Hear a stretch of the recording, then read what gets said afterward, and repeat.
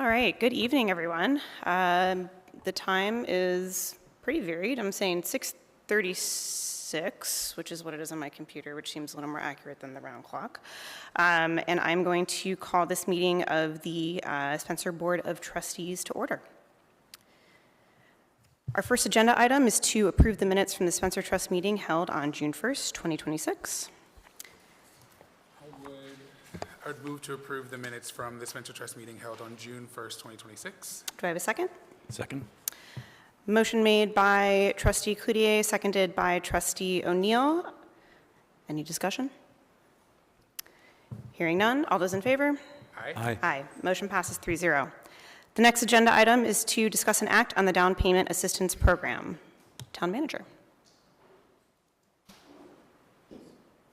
Organized.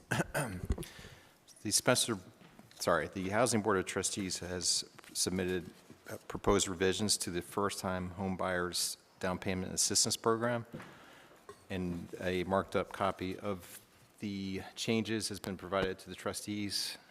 I believe the chair is here. I have my glasses on to speak to this. Hi, Michaela Carroll, if you'd like to come up. I don't know if any of my colleagues have any questions, but if you wouldn't mind just explaining just a brief overview, the changes that have been made to the down payment assistance program and any other relevant information that you think we should have.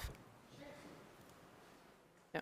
Yes. Okay, now it's on. So you have the marked up document in front of you. I can just walk you through the changes and our reasoning behind them. So the first substantive change is amending the first-time home buyer definition to match the HUD definition.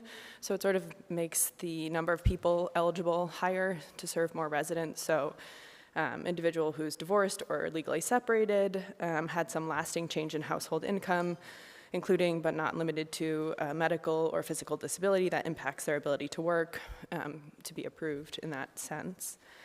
The next change we made was to increase the income limits. Those I just updated because that changes every year. That's 100% of the area median income. Then on page 2, we adjusted the maximum purchase price. I'm sorry to interrupt your flow. You are on a roll. Question. Sure. I'm looking at the changes here, and so the income limits. One person, I see deleted 60,550, and then the new number, is that 78,470? I believe so. So it went up $18,470? Yes, I think these numbers were from like 2021. Okay, perfect. All right, good. Okay, thank you. I just wanted to confirm Yeah. that. Thank you so much. And I would also love somebody to check that. That is my math. Okay. So I'm happy for that to be verified before that is approved officially. Finance Director, Marianne, I think she's Yeah, like, what's going I on? used the resource on the Rhode Island Housing website, but Perfect. all Okay, math thank you is so my much. own. Okay, then the maximum purchase price, I use the same calculator. That's 38% of the income to back into a housing, like a total maximum purchase price. The biggest issue that we think we've had in the reason that nobody has even applied for this program is there are no houses, or there were no houses that fit into those income limit, or into those purchase price limits. Houses in Barrington were just selling for so much more than the limits between the program being approved and it being implemented that nobody was able to find a house that qualified. So we updated those from, I think it used to be 30% or 35% to 38%, and then we updated them to today's numbers with the change in the mortgage rate as well. So you have the numbers, but I can try to read them. For one bedroom, it's $347,037. For 2, it's about $400,000. For 3, it's like $452,000, and for 4 bedroom, it's $505,000. Then we also updated the maximum assistance number for households up to 100% of area median income, and we just doubled the numbers that were there. We have this money, it's just been sitting there. We would much rather people use it than it just sit there. So we substantially increased those amounts to reflect the market and other economic pressures to make home ownership more accessible and attainable for Barrington residents. Any questions on anything on that page? Thank you. Do you happen to have, and sorry if you said this and I missed it, but just a rough number of how many houses currently would qualify in town for this program? Yeah, so I have a somewhat unscientific, I looked on Zillow, and in the last like 3 or 4 years, there were 4 houses, 4 one-bedrooms that would have qualified. There were 20 2-bedrooms, 24 3-bedrooms, and 5 4-bedrooms. Obviously, at the extremes, there are fewer houses that meet that, so Sure. there's more that in the 2 and 3-bedroom range. But there are houses in there, which is great. Thank you. I don't think that there were many, if any, at the previous numbers. Thank you. Do my colleagues have any questions? I don't have any questions. I know that this is something that you all have been working on for years now at this point, so I'm glad that we finally have something in front of us to vote on, and what I'm really looking forward to is seeing this money actually utilized moving forward. So thank you so much for the hard work, and I'm looking forward to taking a vote on this. I suppose the only question I have is there any intention to communicate this out to make sure that people know about this change, and we'll, hopefully get some more applicants that they'll be able to apply? I can answer that one. So that will go through the Spencer Trust. We just hired a new administrative coordinator, and I would assume that that responsibility would fall with them, and myself and Vice President Gassar will be working with the town to make sure that that's communicated. Just some background, it's something that we had talked about when we came on as the new president and vice president of Spencer Trust, is how do we communicate these things more effectively to the public? Are we utilizing all the outreach that we possibly can? But that will be happening through the town. Great. I also want to thank the Housing Board for all their work. Thank you for all your work on this. I am echoing Trustee Cloutier that I'm absolutely thrilled to see the updated numbers, and that we actually may be able to use the money in the program and the trust, which is what it's there for, to help people. So thank you very much. Awesome, thank you. The only other change we made, which is on the last page of the document, just to make sure I'm discussing all of the changes, is we created a pre-approval process so people can bring that to the sale and then get the final approval and have the money in hand after a purchase and sales is signed, just to make the process more simple and user-friendly, which hopefully will also encourage more people to apply, because I think things move so quickly in real estate now that people find a house, and then by the time they get this all approved, somebody else has paid for it in cash. Absolutely. So, thank you so much. You can sit back down. You can do whatever you want, but if you want to sit back down, you can. I will also say to my colleagues and to the town manager and the Spencer Trust administrator, I think it would be smart to share this information with the realtor groups in town, so they're aware of the program. We want them to be helping us identify applicants and people that qualify for the program, so that we're utilizing it the most effectively. Okay. That being said, do I have any other comments or a motion for my colleagues? Nope. Okay. Sure, I will open it up for public comment. Please come up and state your name and address for the record, and you have 3 minutes.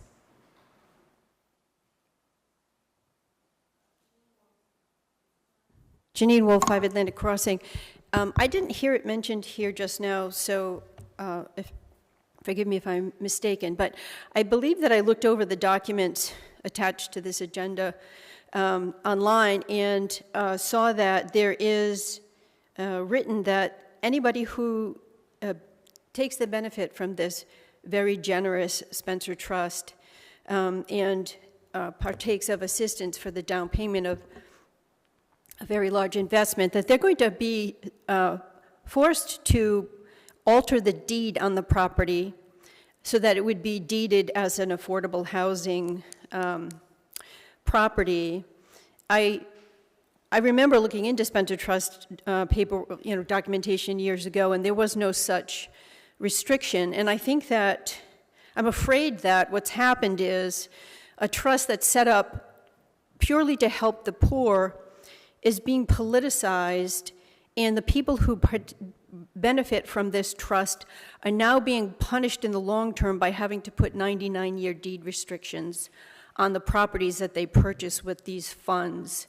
I just wanted to make sure that I voiced my vehement opposition to that. I think that is a deplorable political move, and that this fund was set up to help people, and forcing them to put a deed restriction on their biggest investment of their lifetime is not an assistance. It's a harm. Thank you. Thank you so much for your comment. Any more public comment? Can I speak to that briefly? Sure. The idea of the deed restriction is so you don't have someone flipping the house and then selling it for a profit. And then the whole intent of the program gets watered down, so you're not really achieving any affordable housing. Thank you. Thank you. Nope, you don't get to respond. Thank you.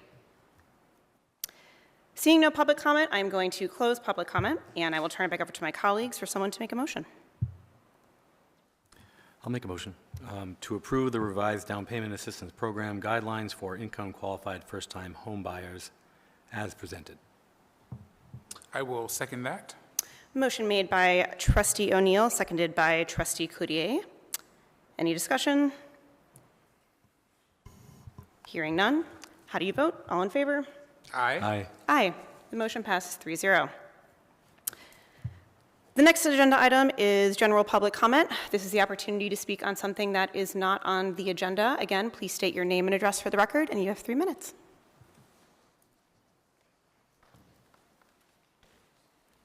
And this is just for Spencer Trust. I want to be sorry. You know what? I had a feeling when I saw everyone jump up that everyone got really excited. I mean, if you'd like to speak about Spencer Trust, have at it. But this is just for something to do with the Spencer Trust. Okay. Seeing no public comment, I'm going to close public comment. I'm also going to go ahead and go to agenda item number 5, which is move to adjourn the meeting. So moved. Motion made by myself, President Jankovic, moved by Trustee Cloutier. All those in favor? Aye. Aye. All right. So now that we have adjourned the Spencer Trust meeting, we will go ahead and move straight into our town council meeting. Thank you so much. I will acknowledge that our public comment portion of our town council meeting is generally held at the end of our town council agenda. So seeing as that we have 23 items on our agenda, I don't know if anybody who's here for public comment, if they have other things that they might want to do and may want to return, or you're welcome to stay. We appreciate your patience. We appreciate your contribution. Maybe the item that you're going to speak about is actually on the agenda, so you get to speak earlier. But I just wanted people to understand that it may be a few minutes before you are permitted to speak for a general public comment. With that being said, I will go ahead and call to order this meeting of the Barrington Town Council. The time is 6:49, and we will get started with the Pledge of Allegiance.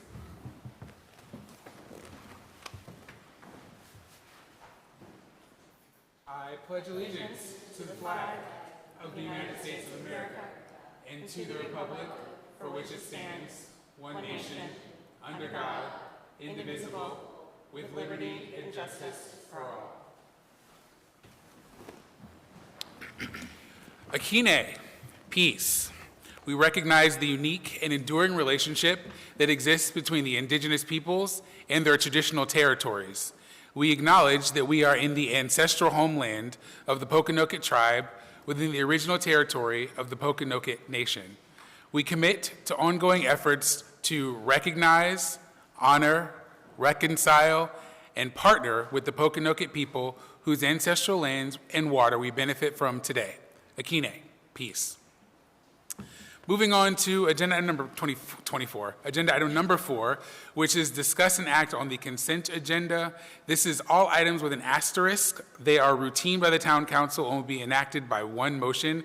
There will be no separate discussion on these items unless a council member or a citizen so requests, and the request is for good cause, in which event the item will be removed from the consent agenda and will be considered in its normal sequence on the agenda. This is for agenda items number 4 through 14. So first, I will ask if my colleagues have any agenda items they would like to remove from the consent agenda.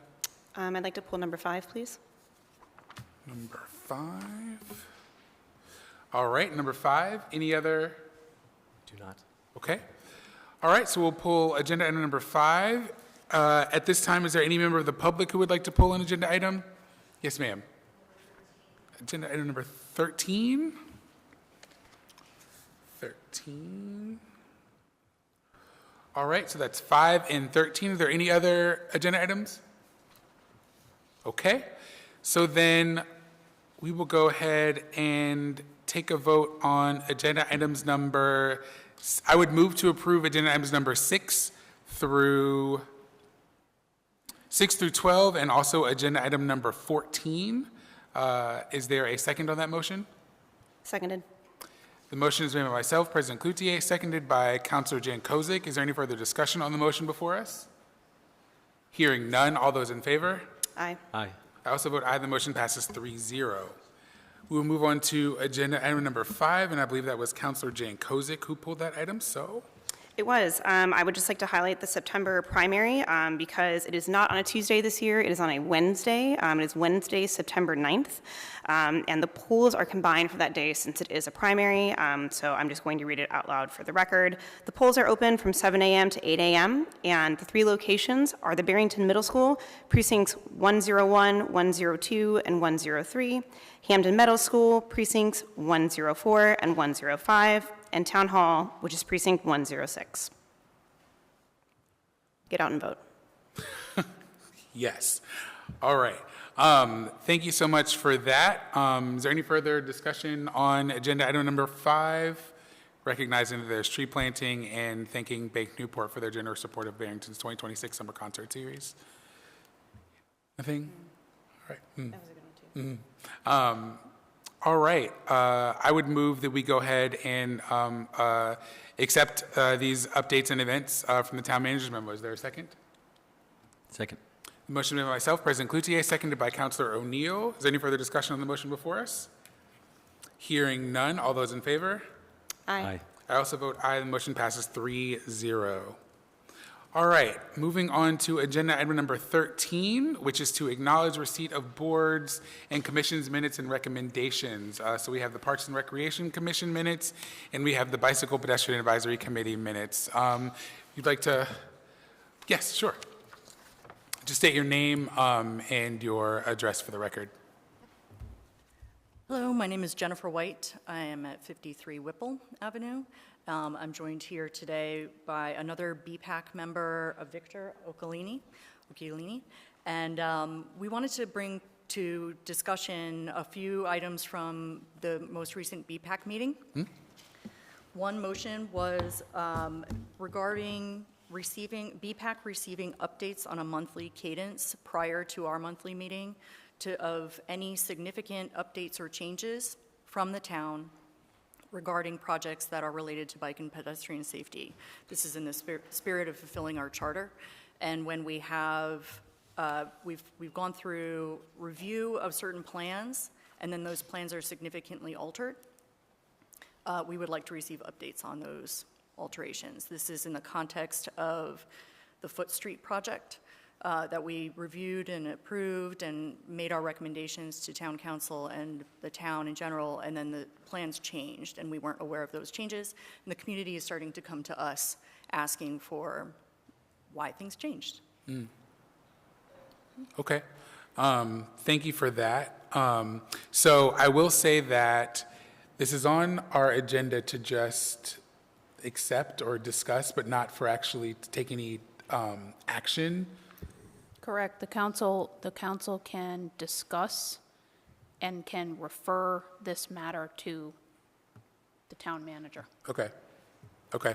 Town Manager Hervey, sorry to put you on the spot. How have those kind of discussions happened in the past? If they've happened in the past? I'm not exactly sure what level of change is triggering this concern, but we made some field adjustments to the alignment of the path to minimize some impacts. So to return to the BPAC we're in a very tight, we have a schedule that's moving with the mobilized contractor. We're trying to get this thing done. We make adjustments in the field all the time.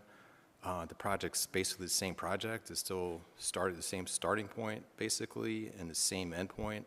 We already did one part of the project, which is connection from Upland Way to the trails on the landfill 3. That's almost finished. We have to do a couple more things there, but I'm not sure. I don't know if you can explain a little bit more, because I'm not Sure. sure what you're concerned about here. Yep. The concerns are the route that was altered significantly. We're not talking about 2 to 3 feet moving because of a tree or a sidewalk. We're talking about, rather than having significant switchbacks that kind of wind through down the hill, to having it coming right up and then skirting the backyards of the Foot Street neighborhood. And so that represented a significant enough change that we would like to be made aware of that change and the reasons behind it, so that we can help advise and facilitate conversation with the community.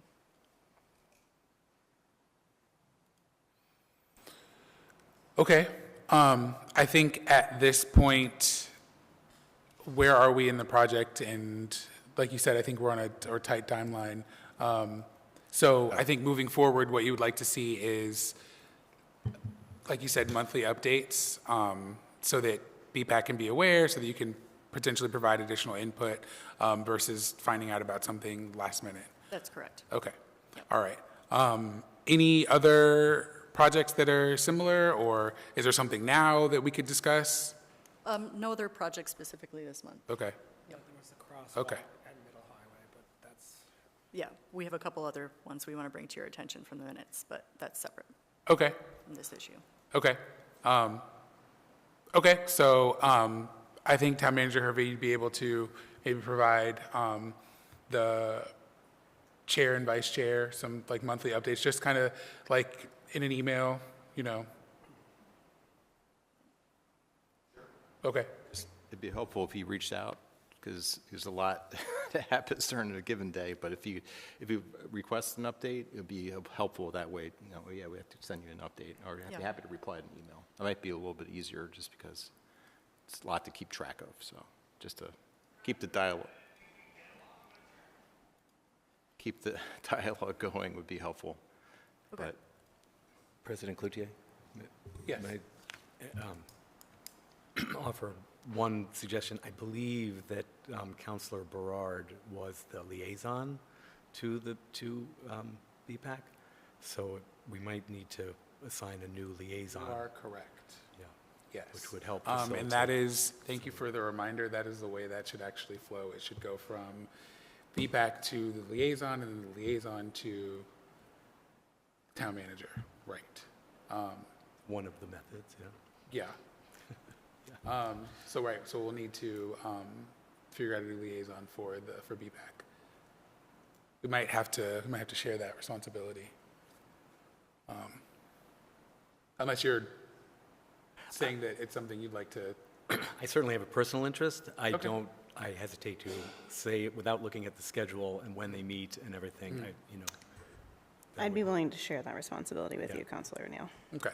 So I will look at that, and then maybe we'll put it on an agenda for September, just to do that kind of shuffling, because we can't do that now. But, yeah. And also, the three of us can't talk about it at all. And you know why that is. Right, No, and I'm not saying that to you, I'm just in general. yeah, You know what I'm saying? Got it? We're good? yeah. Okay. About becoming a liaison? Yeah. Yeah. Okay.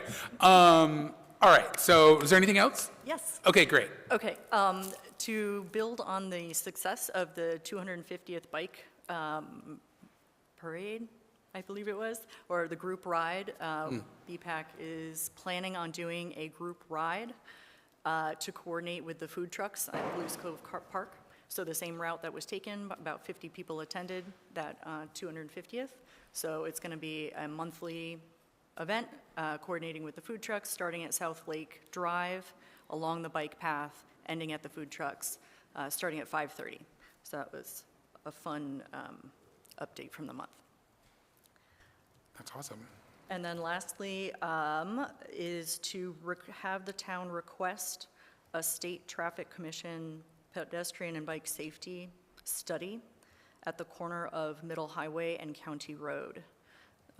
Concerns were brought to BPAC about pedestrian crossing being dangerous at that intersection, and so asking to recommend to the town that we ask for a State Traffic Commission safety.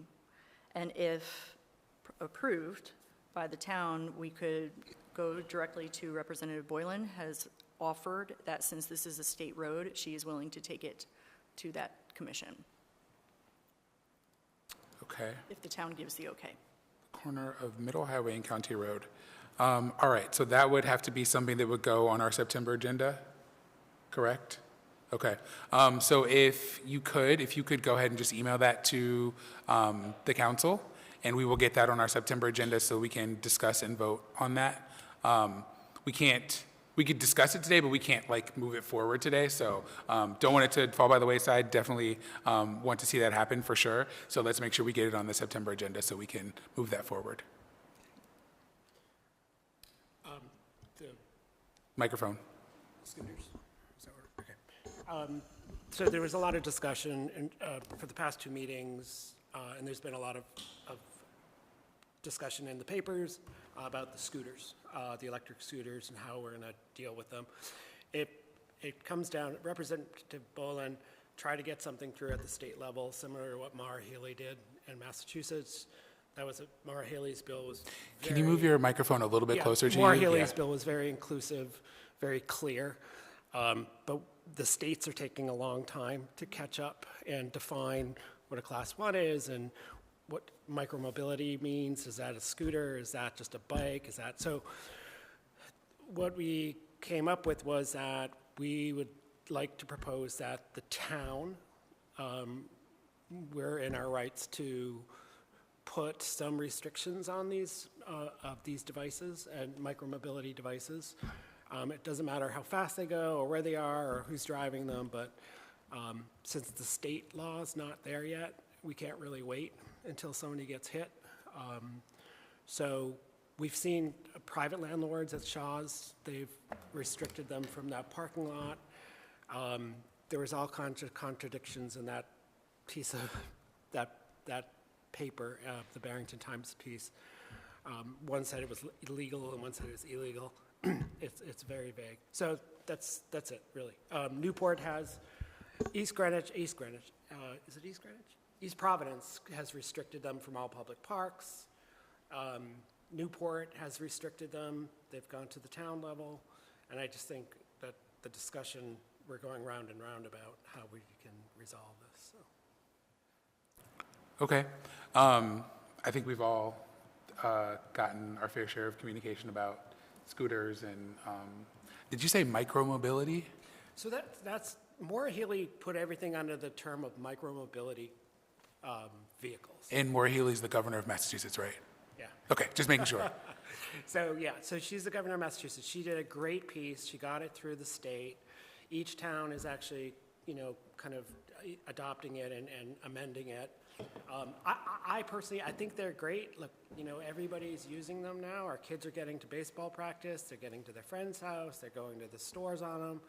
I think a lot of our constituents or your constituents would be angry if you just said you can't ride them. But we do have to make these, just like we do with bicycles, have them go through a bike safety training class where they get the rules of the road and they pass it. And then they get registered with the town.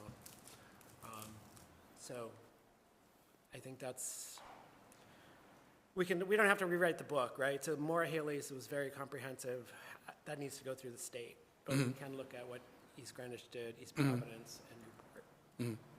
But you're looking at trying to get some kind of local regulations in place that will likely be superseded by whatever the state does. So if I could speak to that? Yes. The town already has an existing ordinance. It's section 134-14, prohibiting motorcycles and motor scooters on public property. The council, if it chooses, can introduce an ordinance that simply includes e-scooters along with that prohibition. So it wouldn't do everything that the legislation would have done, but it is a start at some regulation locally. Okay. Can we add that to our September agenda for introduction, and then it'll be October for a hearing, I guess? Okay. And then enforcement, I guess, would fall to BPD? Okay, all right. I know that Chief Correa has been working very hard on this. Thank you, Chief Correa, for paying attention to this and keeping our residents safe, that both, riders and folks who are around riders of these micro mobility devices, which I will be adding to my everyday vernacular. Is there anything else? I don't think so. Okay. All right. Thank you so much. Thank you. I did have one comment to add to this. Yes. These citizens are members of BPAC and are approaching us as because they're advisory to the town council, but nothing would preclude you as individual citizens from reaching out to Representative Boylan on your own to, talk about County Road and Middle Highway and the scooters. So I'd encourage you to do so. Yep.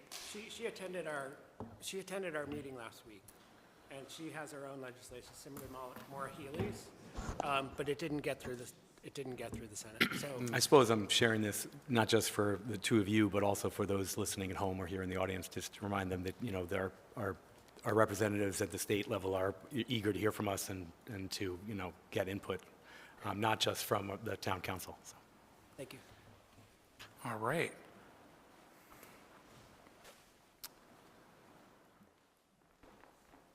Okay, so I would move to, is there any further discussion on that agenda item, which is agenda item number 13? Okay. Then I would go ahead and move to approve acknowledgement of the receipt of the boards and commissions minutes and recommendations from both the Parks and Recreation Commission minutes and BPAC. Seconded, sorry. No worries. The motion is made by myself, President Cloutier, seconded by Councilor Jan Kozik. Is there any further discussion on the motion before us? Hearing none, all those in favor? Aye. I also vote aye. The motion passes 3-0.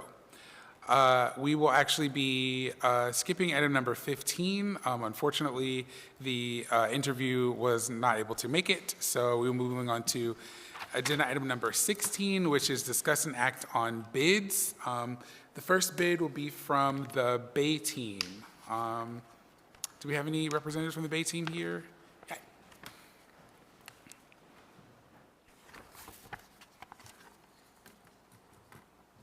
Welcome. Pretty good. How about yourself? Pretty good. Awesome. So we are discussing a media campaign with Lamar Companies. And you did provide us with a memo, so if you want to just give us kind of a quick rundown of what you're looking for. Yeah, so essentially, we wound up having the budget pre-approved by BHCDH, who is our funders, as well as our narrative to start a media campaign, this one specifically for educating regarding naloxone as well as opioids. The budget was written down, I'm trying to remember off the top of my head, I want to say $25,250, which will be done throughout the entire region. Okay. And we did wind up collecting several quotes from different companies and went with who wound up having the best impressions per dollar. Okay. Impressions per dollar. That makes sense. All right.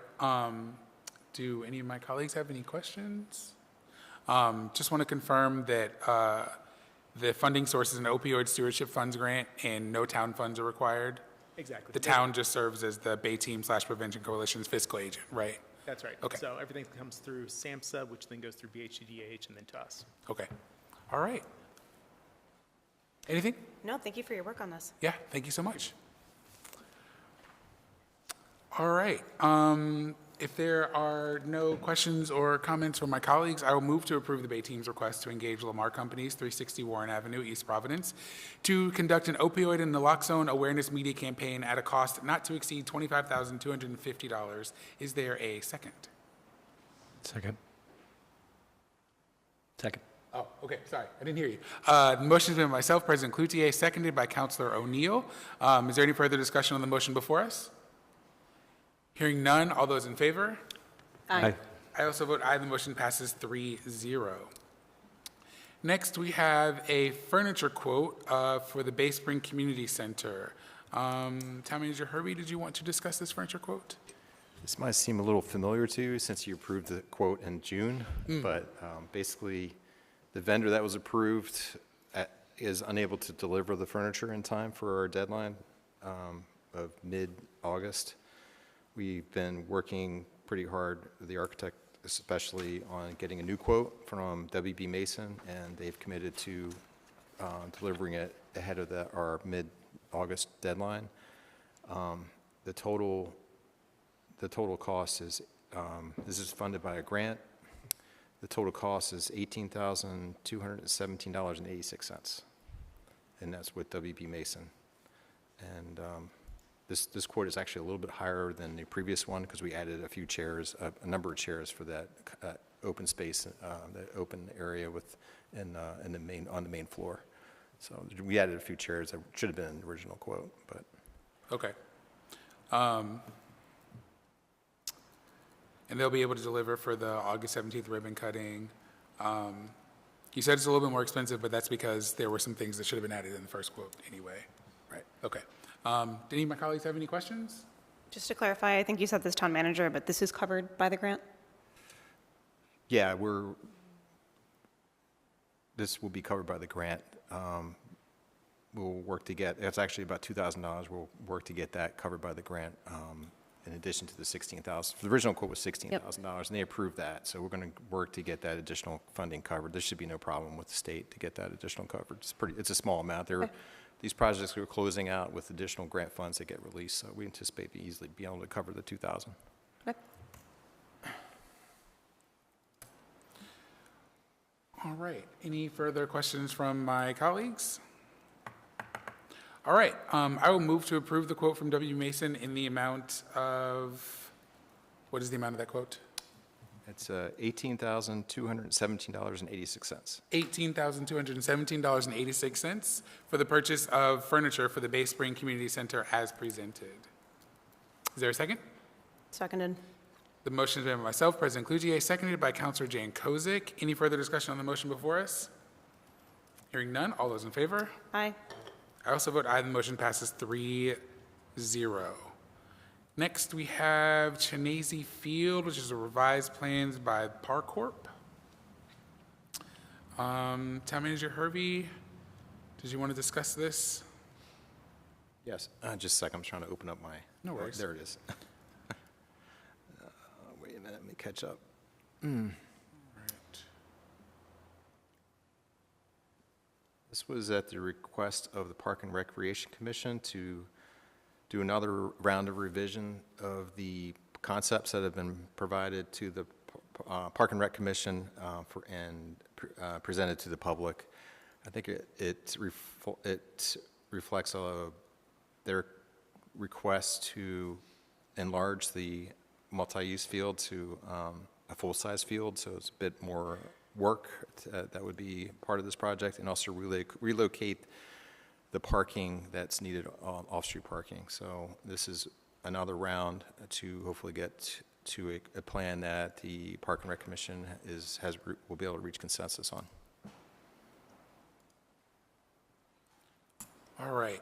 It looks like the flat fee will be $3,850 with an additional authorization of $980 from the field fund to cover costs during the previous phase.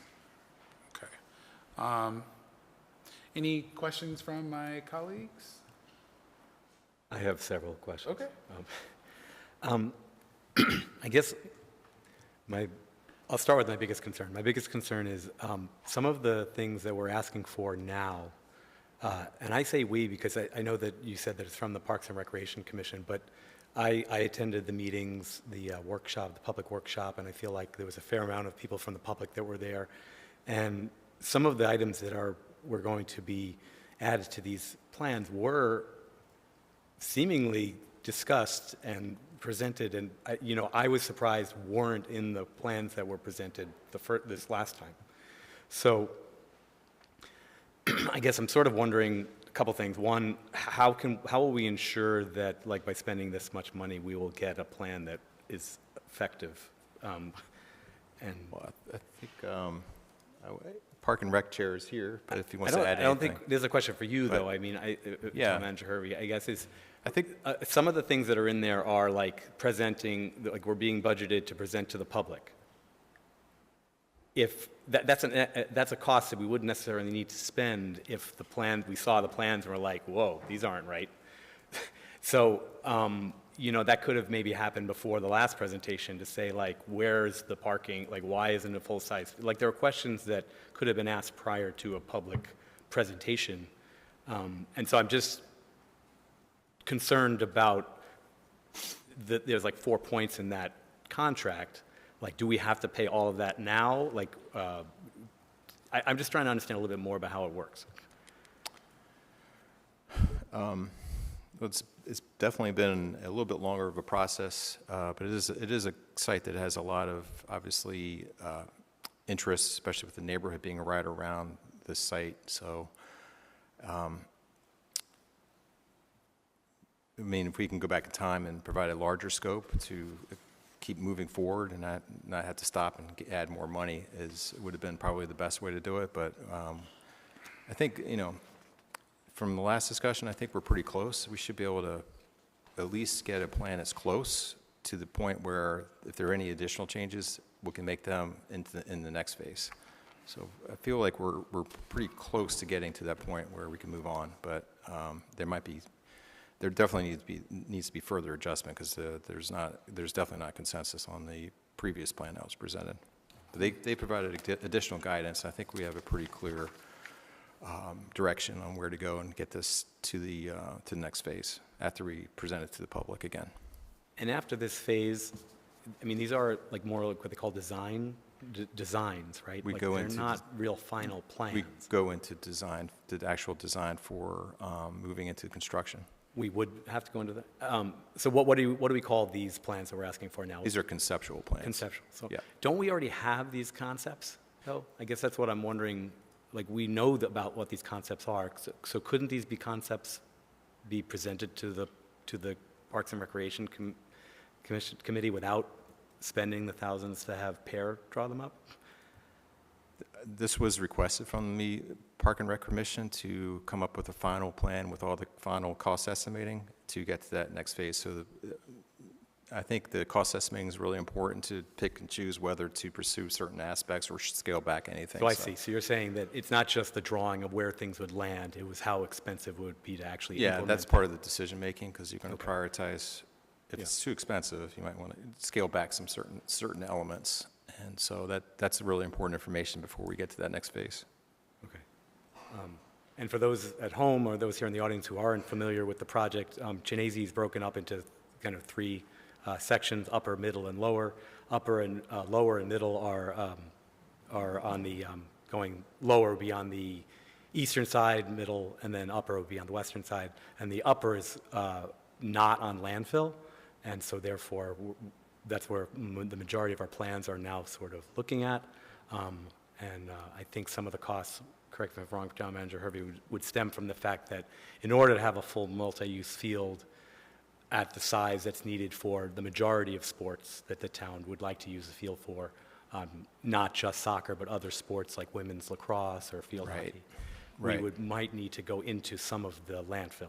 Yeah, that will change the cost estimating, especially once you get Right. into the landfill. Yeah, okay.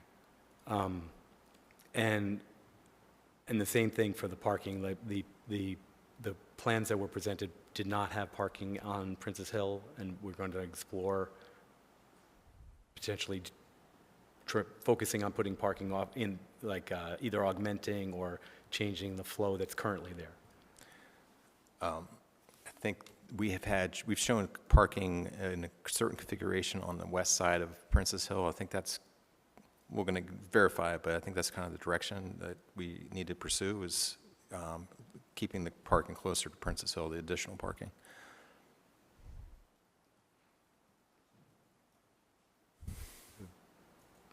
I don't have any more questions.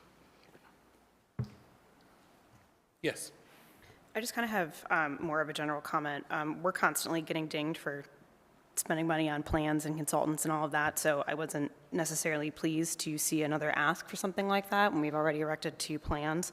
And a lot of public engagement and discussion has gone into this. Just as a comment to my colleagues, I'm willing to move this forward tonight, but in the future, I would probably be unwilling to come up with another plan if people are not happy with this one. And my second question to the town manager then is, where would those funds come out of, the field bond? A bond. That's it.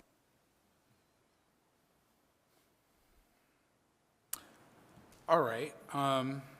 So we've heard from the town manager about revising the plans for Chinese. We've had a couple questions from colleagues. I will make this motion, and I will take a roll call vote and vote how you vote, and it either passes or it doesn't. That's the way this works.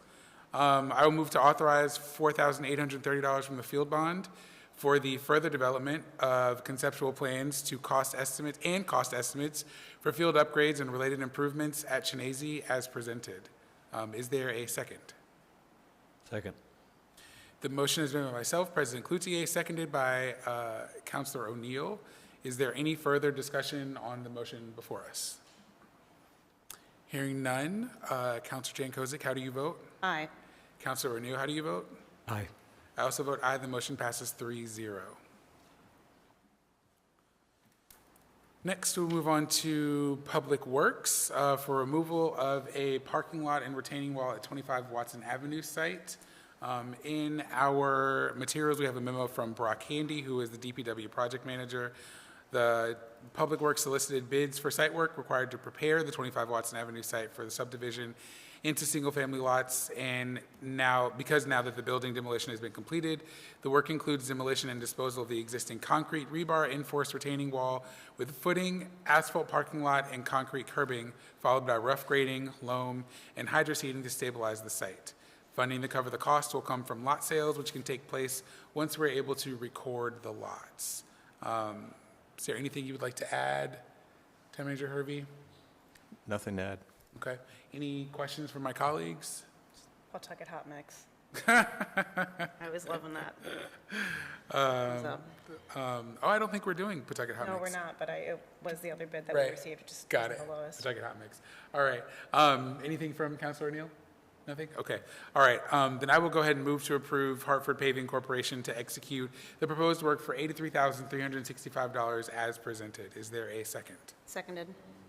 The motion is by myself, President Cloutier, seconded by Councilor Jankovic. Is there any additional conversation, discussion for the motion before us? Hearing none, all those in favor? Aye. Aye. I also vote aye. The motion passes 3-0. Next, we have a bid from the police to 2026 Hybrid Explorers. Chief Correa has provided us with a memo. I know that we got a late email from Town Manager Hervey about maybe switching one of the vehicles out. We're going to, I know Chief Correa wants to comment on this. Okay. Here we go. Okay, sure. Hi there.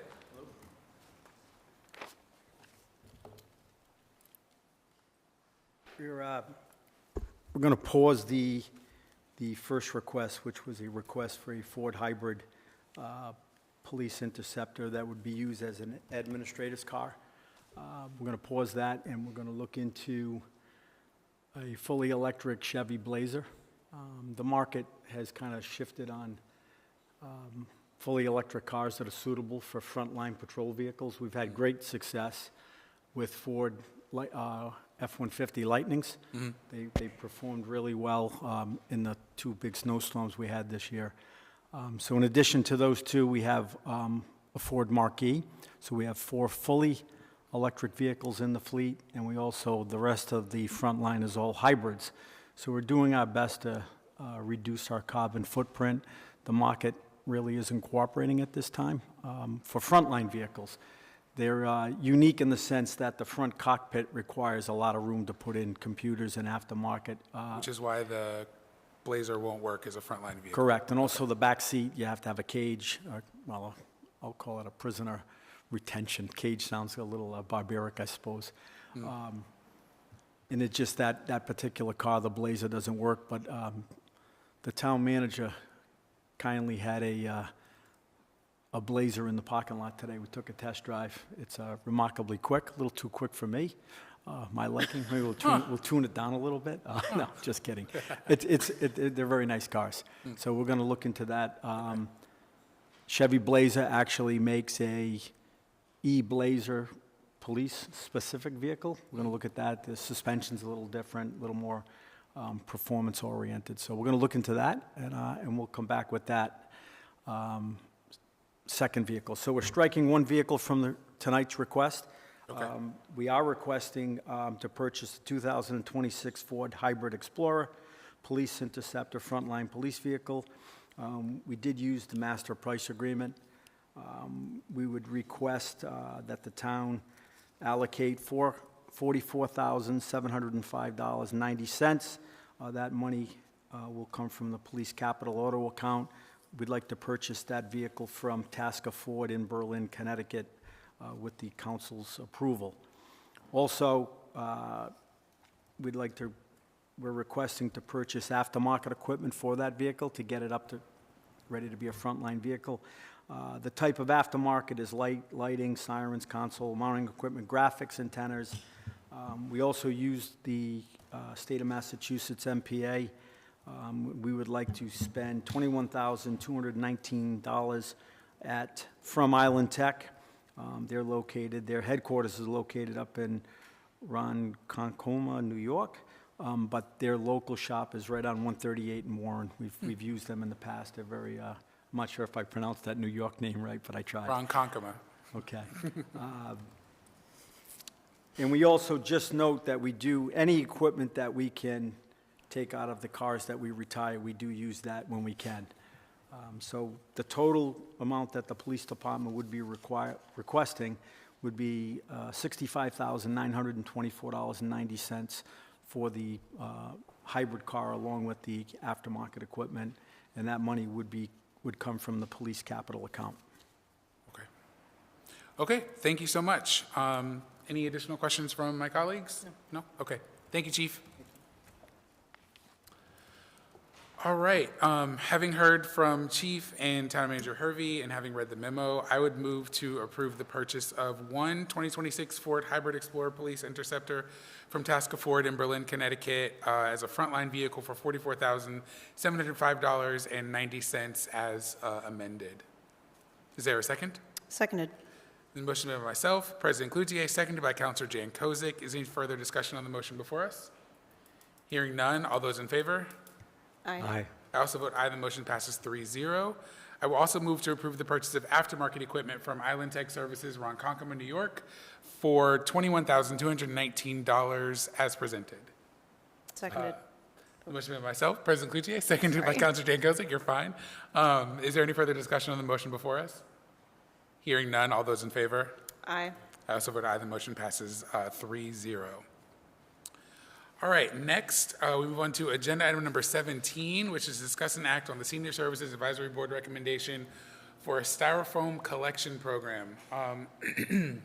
I know that the chair of the Senior Services Advisory Board was unable to be here, but she did ask on behalf of the board that the town consider implementing a mechanism for the environmentally responsible collection and disposal of styrofoam, which are expanded polystyrene materials.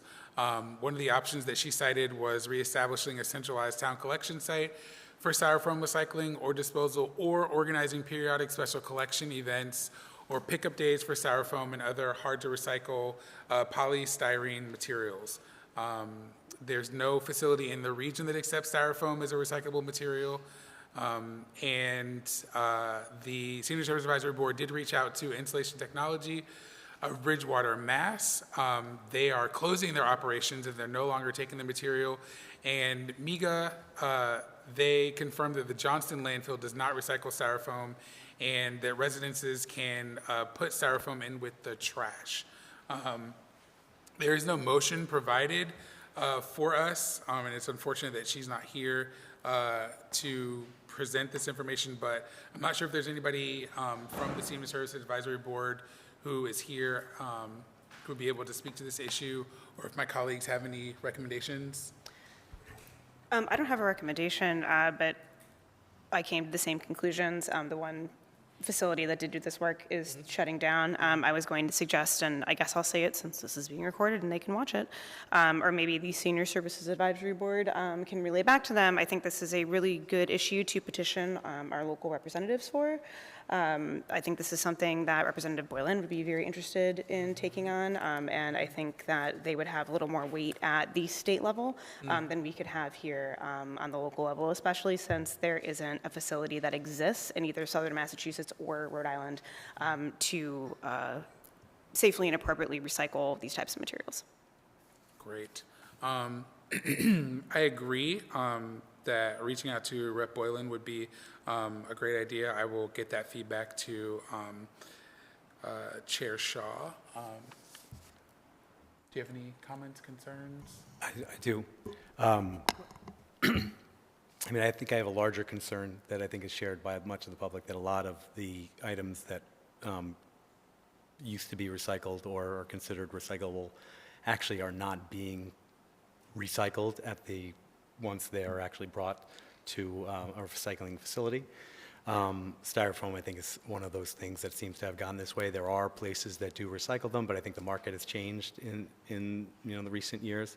I know since I moved into town, I don't recall if when I moved in here, but at one point Barrington was taking styrofoam, but then Johnston was for at least several years, because I would take mine to Johnson, and then Johnston stopped. So that was a couple years ago. And then this Bridgewater facility I'm familiar with, and I was very disappointed to learn that they're shutting down, because they really are the only one in the region that I personally knew of. So I welcome, despite that disappointing, information, I was pleased that the Senior Services Advisory Board brought this before us, due to the fact that I appreciated that they think of this as an important issue that we should focus on. And I think that maybe we can use this as an opportunity not to just leave it as a disappointing no, but perhaps look into other avenues that we as a town council could look to help maybe move the needle a little bit.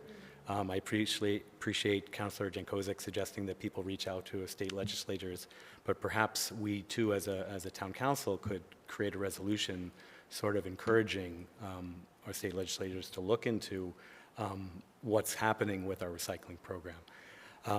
In the upcoming months, the comprehensive plan is going to come before us to vote on. And in there are sections talking about recycling and the goals of Barrington to recycle. And our rates are actually very good for our recycling. But those rates are based on what gets accepted at Johnston, not what actually gets recycled after it gets to Johnston. So we really don't have any idea of how effective all of this efforts that we as a town and we as citizens are putting forth. So I basically would like to maybe propose perhaps creating an ad hoc committee to sort of like examine our recycling stream.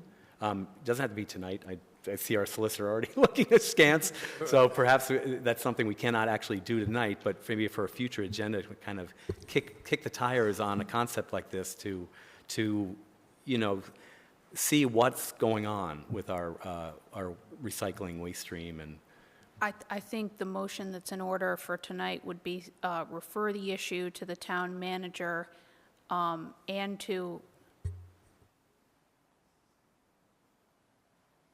and the Sustainability Committee, I think, and if it makes sense to create a new ad hoc committee, perhaps that can be done. I always,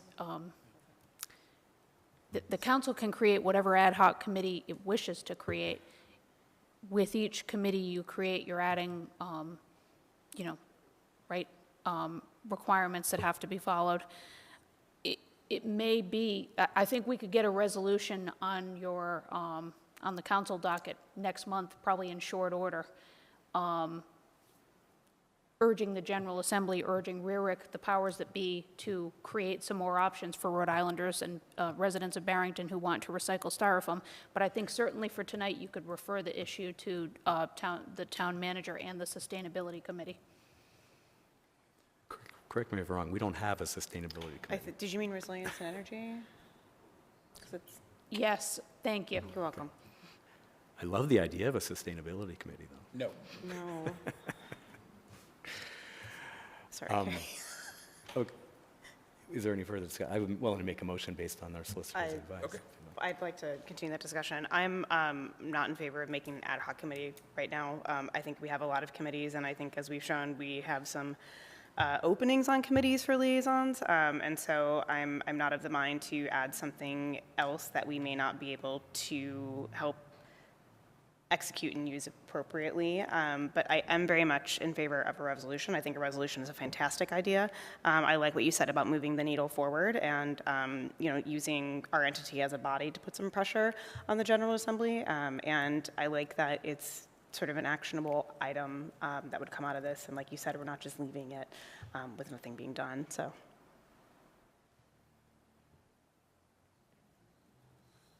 In regards to constructing a resolution and to not violate OMA, would myself, using myself as an example, like forward suggestions to the resolution to the town manager? Yes, yes. And to me. And you, okay.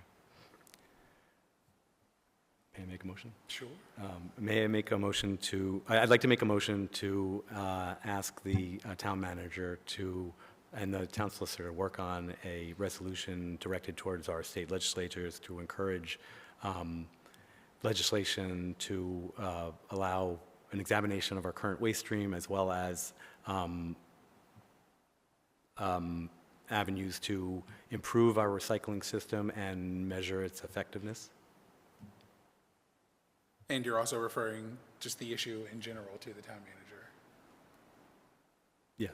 Okay. Now, what do you mean by the issue in general? Because we don't want it to just be just to do the resolution. We also want to, like, we're looking at the Resilience and Energy Committee. We want, the issue to actually be discussed locally. We don't want it to just be a resolution that then just goes to the General Assembly and then that's it. We'd like to also discuss in-house with the town manager what we could potentially be doing with, even though we have had multiple discussions with MEGA already, what else we can continue to do Here at Barrington. locally as well. So amended. And I will second that amended motion. Clerk Bernardo, did you get that? Okay. All right. Is there any further discussion on the motion before us? Okay. Public comment? Okay. Before we, so let's walk back. We'll hold that motion for now. I'd like to open public comment to see if there's anybody from the public who would like to talk about this agenda item, and we're discussing the Senior Services Advisory Board recommendation for a styrofoam collection program. So if anybody from the public who would like to make a comment about that, please approach the table, make sure the mic is on, state your name, your address, and you have 3 minutes. All right, seeing no motion, I will close public comment, and I will refer back to the motion made by Councilor O'Neill that was seconded by myself. Is there any further discussion on that motion before us? Hearing none, all those in favor? Aye. Aye. I also vote aye. That motion passes 3-0. And I've already sent an email to Chair Shaw, so she's aware.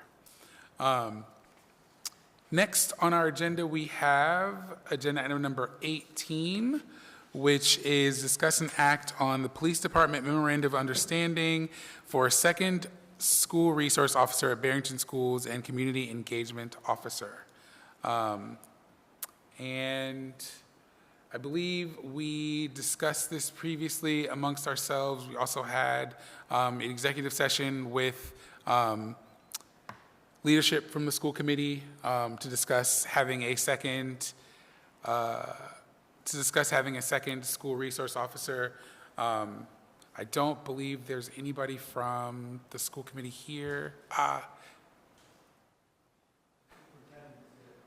Oh, okay, superintendent. Okay, hi there. You're like literally square in behind someone's head. All right. So is this something that you'd like to come up and discuss, or should we discuss amongst ourselves first, or is there anything information you'd like to provide us with? You don't have to, but it's just okay, sure. I just want to also add that we've received a new revision to this MOU Okay. based on the section actually that I highlighted regarding pay, how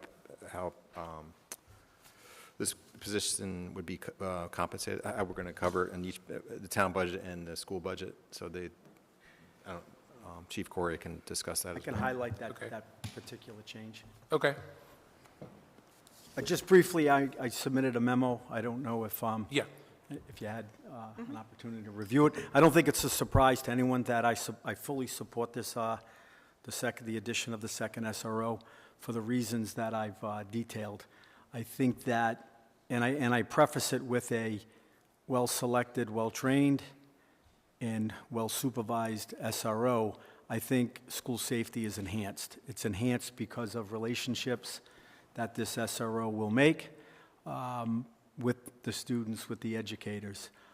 We've demonstrated through the current SRO that the SRO position, I think the mindset, and that's important, the mindset from me, from the command staff down, is you're there as an ambassador. The MOU specifically, you're not there as an enforcer, as a disciplinarian. And we've seen examples of where the built trust has added to the level of safety in that school. I can give you countless examples of where students came to the SRO. This spring, there was some inappropriate behavior at St. Andrews. A couple of students that were students at St. Andrews and now are in the public school, they came to Joel, to Officer Sicoscio with their concerns. I think that demonstrates a level of trust and a relationship building. If you remember going back, I think maybe a spring or two ago, there was a young student who was, I think, on social media pretending to urinate around various parts of town. He was dubbed the Barrington Pisser, excuse my, I don't know if that's vulgar.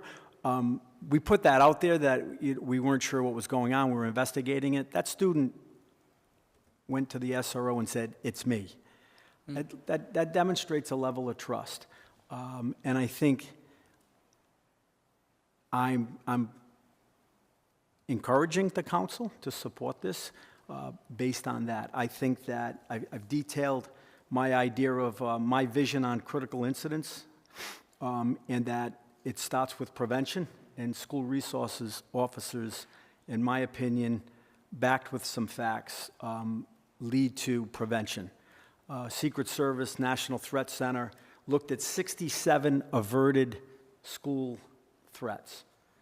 And of the 67 that were averted, a third of those involved an SRO. Somebody within the school community confided in the SRO about a tragedy that was going to happen in a school, and it was averted.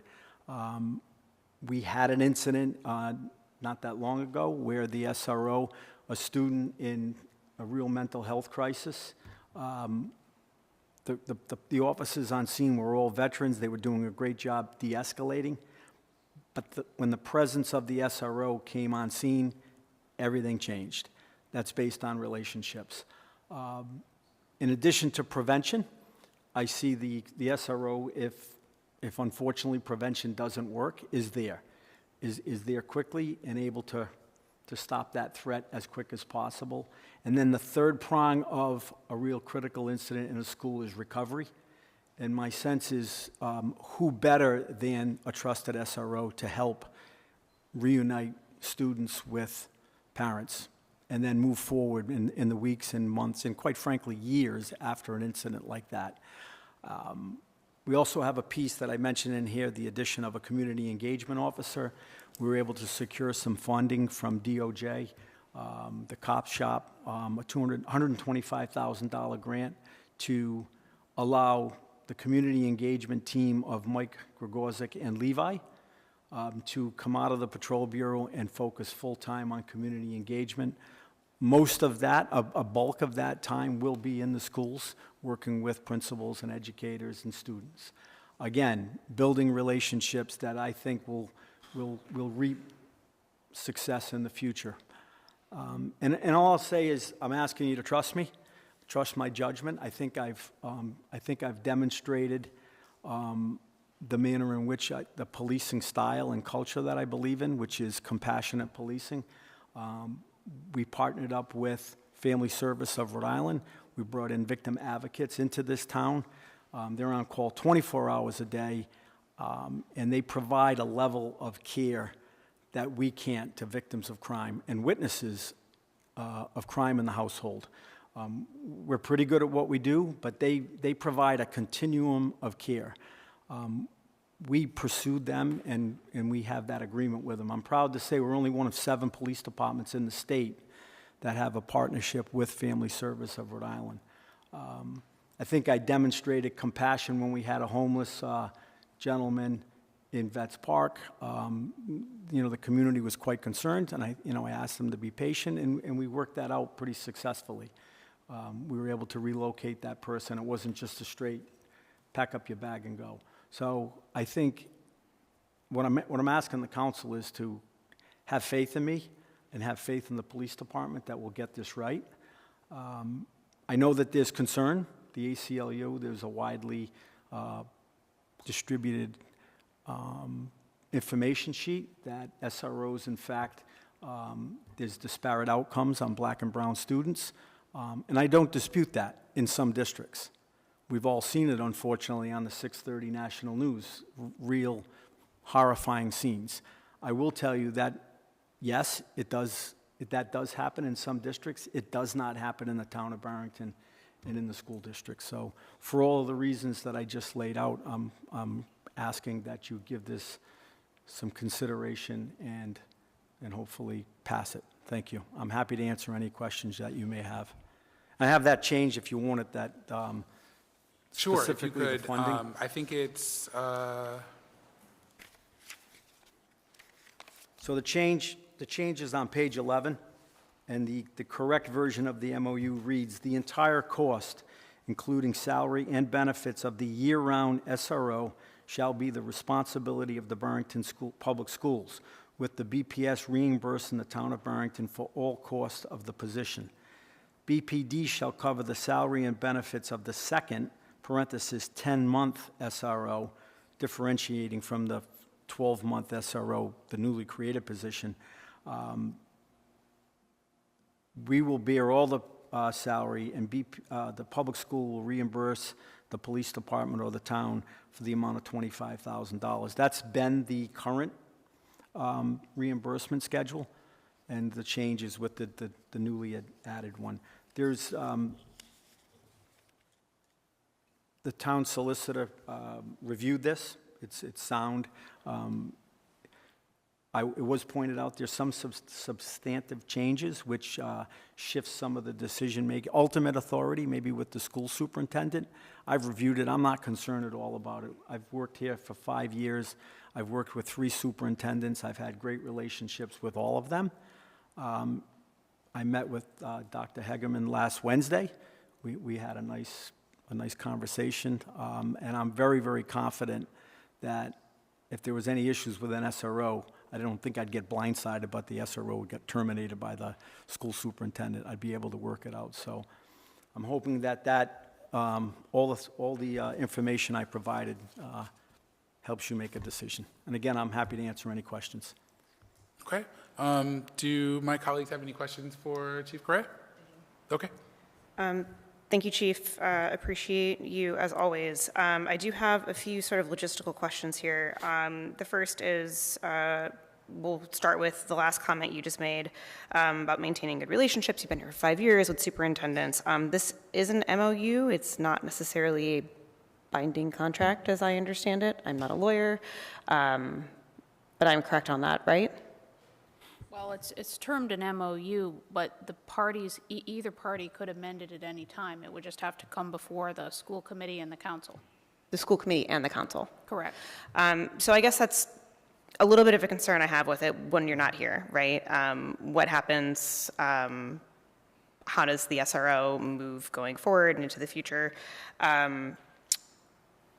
And then I want to touch on what you said about who the SRO ultimately reports to. Initially, this was going to be an employee of the police department, if I remember our discussions correctly. That's since changed slightly, and it's not a shared responsibility between you and the superintendent, and the department and the superintendent. If you can just explain that a little more, I'd appreciate it. So I think the way the MOU reads is ultimately the school superintendent can relieve the SRO. Again, I don't see that happening based on my past experience, and based on, I think you have a superintendent and a police chief that are all geared towards, any police chief and any superintendent, their sole focus is school safety. And I don't see, I'd be shocked to see a relationship where there wasn't plenty of meetings. It's not like I have no say in the selection. I'll be part of the selection process. Who knows the officers better, who's better suited than the police chief and the command staff. I think I'm not troubled by it. That's not to say that I'm questioning your concerns, right? But because we wear different hats and we have different perspectives. I'm very confident that I can work with Dr. Hegerman. Based on 45-minute conversation, and we spoke again today, I'm very confident that we'll get the right outcome that we're looking for, which is to improve school safety and to prevent a real tragedy in the school. So that's sort of my last point that I wanted to make, and I feel very strange asking for metrics on something like this, because I don't want you to come back up here and have to tell us, like, oh my gosh, they stopped all these horrible things from happening, or they assisted with this, which are all positive things of an SRO, correct? But I do want there to be some way for us to evaluate how this went after the first year. This is something new that the town and the school committee, or the schools are sort of embarking on together, and I think it would be very fair to come back and check in and then reapprove for the future after 1 year of this additional SRO being in the schools. Sorry to interrupt. I'm fairly certain that within the MOU, there's a yearly review of both. I could have missed it, but that's what I was checking for. Do you happen to know offhand, either of you? A review of meaning a provision for renewal of the agreement? Yeah, I would feel, so there's an annual review conducted, but what I'm saying is I would feel more comfortable for a review to come back to the council so we can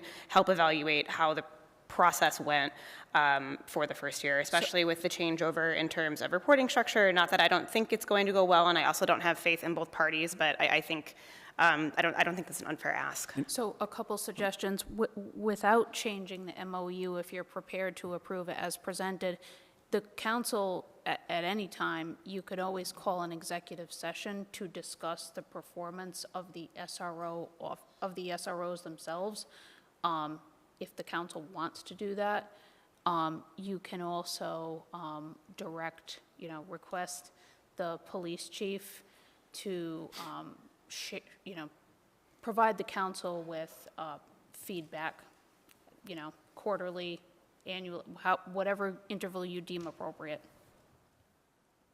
Yeah, I guess I'm just looking for something more formalized after that first year. I really think it's important to have a report out from how this went. Yes? If I could add, in the past, every school year, a new MOU is produced. It's the same MOU, but that MOU is signed. I think that would certainly be a time where I would come before you and give you an update from my perspective of how it went. Yep. And then before you sign that MOU, or before the town manager or myself signs the MOU, we run by a year in review and how it went, and the highs, the lows, and I'm confident that I'm very confident that we're going to get the right person. And Sure. we're going to properly train them. But we'll And- have an opportunity every year and every school year because the MOU, that document is only good for one school year. Yep, and I think that's what I would like. I'd like something codified in that regard, to come back and have a report out and discussion before that is signed for the following year. So I think if you, again, if you want to approve it as presented, you can, with the additional direction to the police chief through the manager, that at the end of the school year, the police chief provides a report to the council on the status of the SROs. Okay, that's it for me. Thank you. All right, Counselor O'Neill? Counselor Jankovic brought up something that I wanted to clarify or have confirmed. Up until recently, it's my understanding that there actually was not an MOU for the existing SRO, that this will actually be the first time that there's an actual... No, the MOU has been in place, and we did review the There has been? redlined. Yeah, so. It was my understanding that this current school committee picked up to create an MOU because they realized that they didn't have one. So, I've signed an MOU every year that I've been here. about the officer? Yeah, I think what happened was the MOU, they crafted a new MOU from the existing one to include this full-time position. That's my understanding. But I have copies of MOUs from each year that I've been here. Okay. I also, I don't have knowledge on how or if the school committee themselves reviewed and approved the MOU. It may have been done through the school administration. Perhaps I have my details muddled, but it's my understanding this is actually kind of a unique document.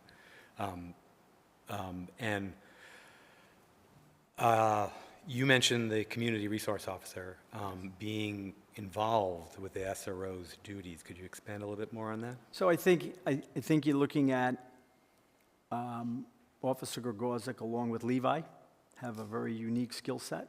I think that in the time that they've been here, the town has taken to them. And I think that my vision would be, when appropriate, because when Levi enters the school, all learning stops. It's commotion.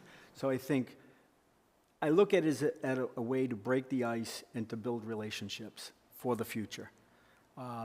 It may start in as early as pre-K, K, elementary school, where they get to meet Mike Gregorczyk, Officer Gregorczyk, and I think that is a great bridge to when they get to the middle school, that there'll be an SRO there. We've already built this relationship where you can trust, where the police officer is a trusted adult, and it would continue with the middle school.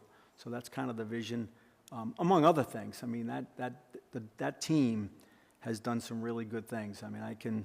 There's a family in town that they make a weekly house call, and it has brought the level of tension in that household down, significantly. And there's other good stories. That's how I view it. Kind of informal. Won't be an SRO, so to speak, but it'll be in the school and bridging and making relationships and breaking down barriers, if there are, between police and young kids in this town. Okay. Regarding the second SRO, I believe the first SRO that we had was intended to cover all the schools, but was primarily at the high school. Correct. Correct? All right.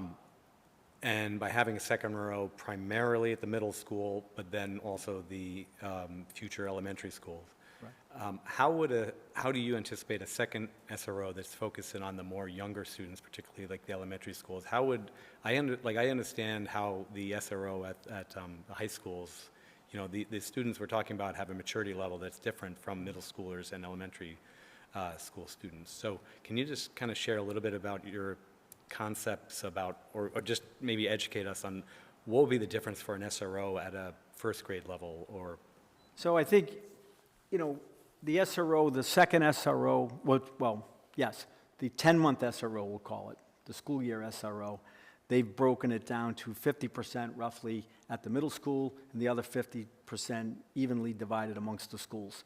So again, how would that work? The first grade, second grade, third grade. I think it's just that, again, building relationships, simple relationships, just that you know, the police officer is a trusted adult in moving forward. I don't think that, I think that's it at that level. The middle school is a crossroad. I read every police report every week, and there's bullying going on. That's a point where young students are at a crossroads. If you look at, it's been mentioned tonight, the scooter issue, right? That's not a high school issue. When a kid hits 16, he doesn't want to drive a scooter, he wants to drive a bike. Middle school kids are buzzing all over the parking lot, all over town. That's an example of where an SRO can carry that message forward, whether it's bike safety, whether it's school safety, whether it's bullying. Can be an outreach for a kid that's being bullied. I think that early intervention would lead to some successful outcomes educationally and personally in developing. And again, it's all geared towards building relationships. And I see that, I think the ultimate goal is that somebody in this school, a student, knows that somebody's planning something terrible, a critical incident, and relationships built over the years, that person confides in a police officer and we prevent a tragedy. That's my ultimate goal.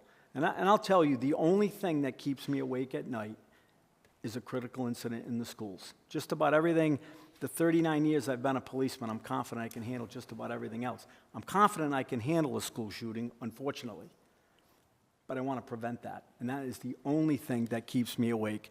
And all, the community engagement officer and all the SROs, along with the whole police department, that's geared towards building relationships with the community, specifically the school committee, geared towards hopefully preventing a real tragedy in this town. So regarding that, one of the reasons or motivations for the school committee to pursue a second SRO was to have the first SRO focus on security issues year-round. Correct. So obviously, taking measures, whatever they may be, to prevent a critical incident like that. Another example would be cyber issues, hacking and things like that, maybe cyberbullying, other things.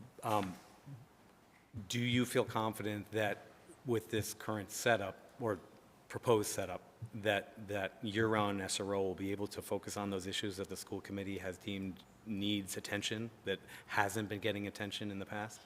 Yes, it's my understanding through conversations with the chair of the school committee. So the school committee was able to contract with a consulting company, Ed Davis Group. Ed Davis Group came in, they brought a multidisciplinary team to town. By that I mean Ed Davis was the superintendent of the Boston Police Department the day of the Boston Marathon bombing. He teamed up with a doctor from Boston Children's Emergency Room, a town manager. He brought a real multidisciplinary team, and they reviewed all the schools, and there's a punch list. And I think the school committee chair was concerned that this wasn't the first security report that had been done. Most of them had been done, and then they get put in a bookshelf. He didn't want that to happen. And like municipal government, I think the school district is strapped for people to implement that. And I'm confident that the current SRO is up to the task. And in meetings that I did have with Superintendent, then interim Superintendent Mitchell, the school committee president, chair, Officer Sicoscio, I reinforced several times that the bread and butter of that SRO is still going to be in that high school, building relationships and a daily presence. But I'm confident that we have the right person in Officer Sicoscio that can accomplish what the mission is. I don't mean to make light of this by saying this, but I mean, they will have summer. Excuse me? So, well, I'm thinking those other issues could be addressed in the summer break when that relationship building will not have to be as required, throughout the school day. Yes. I mean, the issues that are of concern are obviously not going to be solved in the summer. So hopefully they'll be able to get some attention throughout the school year as well. Are you confident well, I guess, who do you think will be supervising that punch list? Will that be the school committee? Will that be you? Will that be the I mean, superintendent? I have a copy of the report. I think it'll be a team effort. Yeah.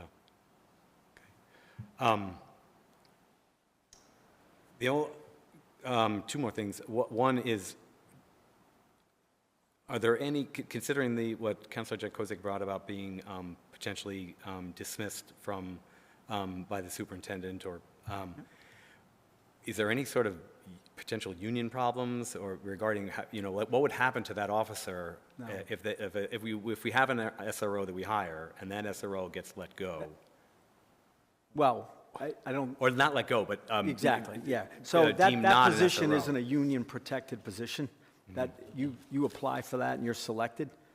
And if you're not performing well, we have the ability to remove you and put you back into the patrol bureau and look for somebody else who's better suited. So no, the answer to that is that it won't create any union issues at all. Okay. And then last thing is more for tonight's meeting. The school committee had what I think it might be part of their required or state processes. They have like what they call a first read and then a second read of these documents. And I'm sort of considering this one like the town council's first read, because it's quite a dense document and goes into areas that, normally when you come before us, Chief Correa, I'm not seeing things that involve like how police officers behave. It's not like, certainly not in my area of expertise about how one police officer would deal with a citizen. It's not something I deal with.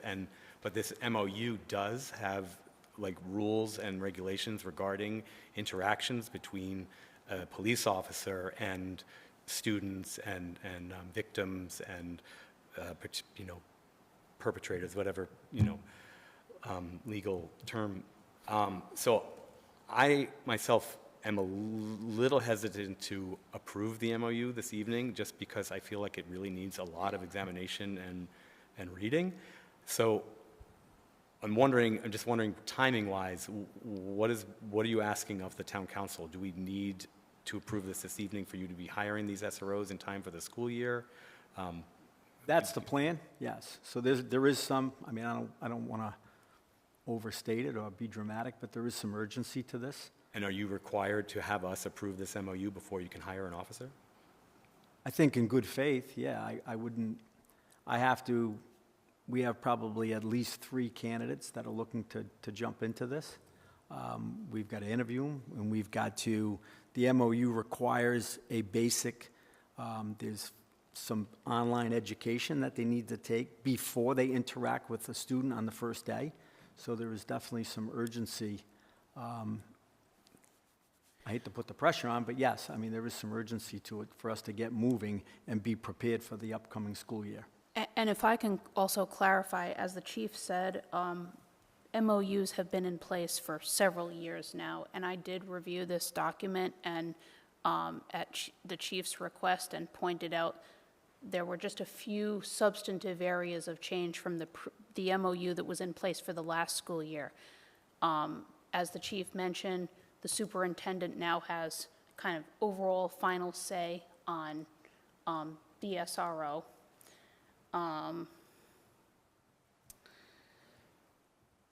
And the cost sharing, now the provision was amended, as the chief stated, since there are now 2 SROs. Other than that, and also specifically listing mandatory trainings that I think were not quite as specific and concrete in last year's version and prior versions of the MOU, nothing else has changed. Thank you for that.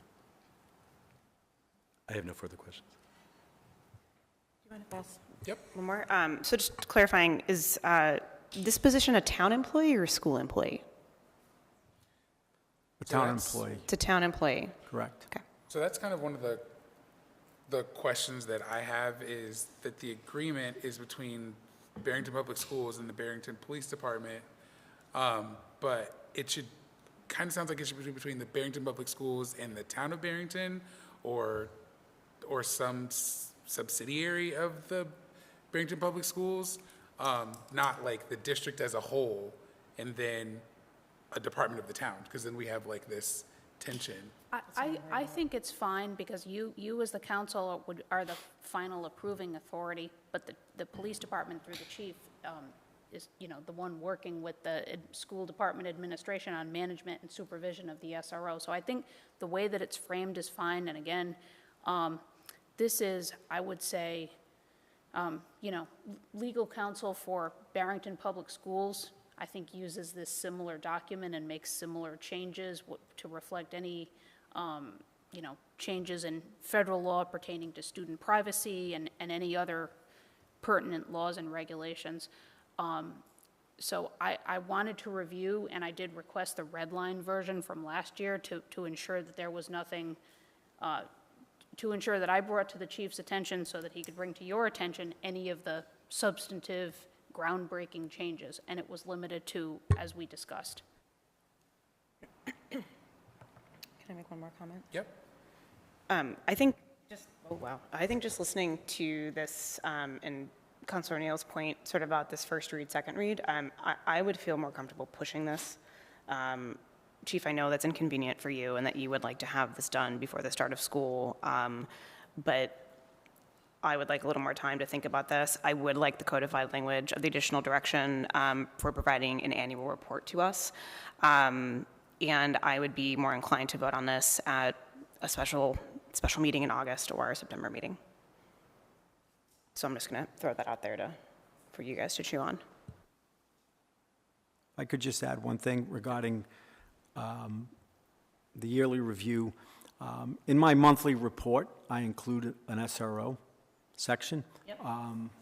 I'd be more than happy to discuss with you certain things you might want. If the metrics aren't, if what I'm reporting out is, if you feel there's something missing, a simple email to me, and we can keep you as well as the other 4 councilors fully informed. This is So with the- specifically for the new position. It would just be for the new position. I'm just trying to, like, in other words, I don't want you to be in the dark, so to speak. I don't want you at the end of the year to be like, oh, I didn't see this coming. And so if there's some metrics that you need or you would like in a monthly report, you just need to let me know and we can make that happen, if that helps.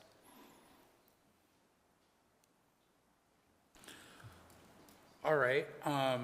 We've heard from 2 of our counselors. Thank you, Chief.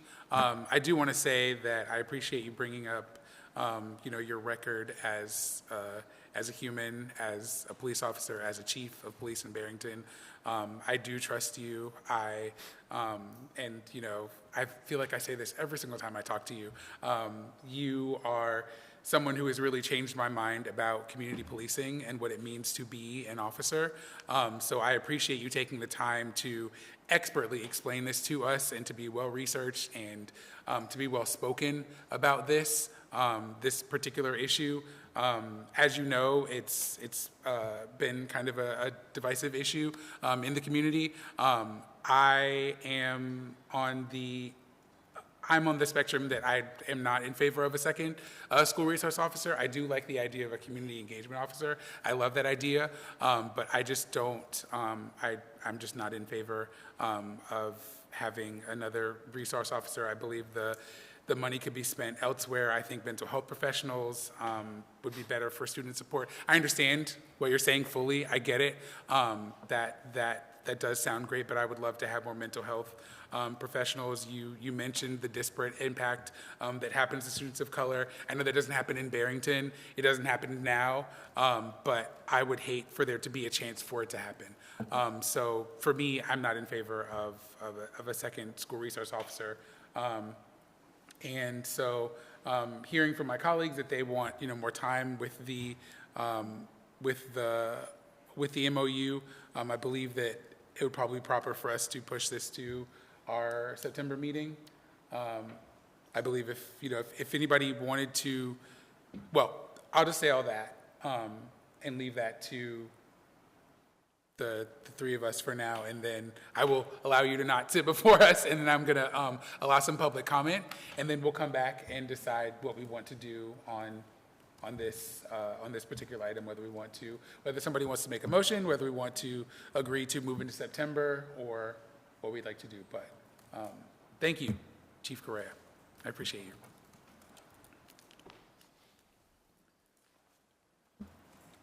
All right, so before I open it up to public comment, is there any further comments that my colleagues would like to make before we hear from our neighbors?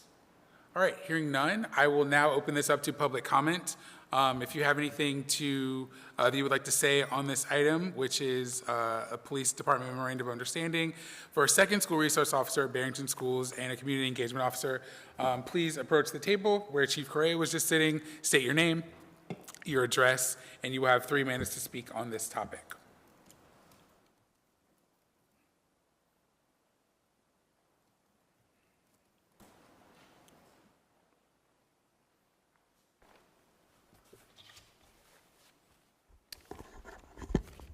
Kevin Igo, 3 Napton Street, also police captain in the Barrington Police Department. I'm currently in my 32nd year of service here. I've been here since the first SRO was initiated, and we've had nothing but positive success with the SROs that we've had. I just want to point out to Councilor O'Neill, I think the difference that the school committee was pointing out is that the school committee never approved any of the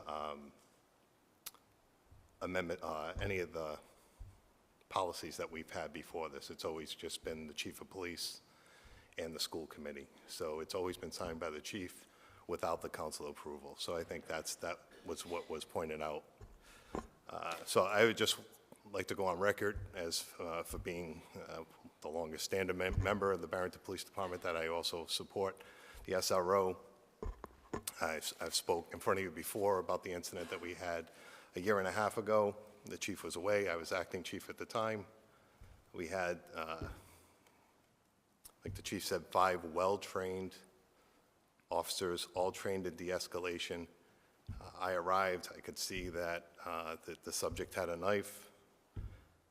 And it was not until the SRO was introduced into that subject, asked specifically for the person that was having the mental health crisis. And once the SRO was introduced, within minutes, the subject was talked down, and the weapon was dropped and was taken to the hospital for evaluation and help. That would have been, in my opinion, a totally different outcome if we did not have that relationship. So it wasn't from Officer Sicocio's expertise in security or building security. That was from his relationships that he has built in that school, and not just him, SRO Mello, all the SROs that we've had. Till this day, you can walk in and see the reaction that they have with parents and students. So again, I just couldn't sit there without letting you know that I also support and recommend the second SRO for the school district. Thank you. Thank you for your comment.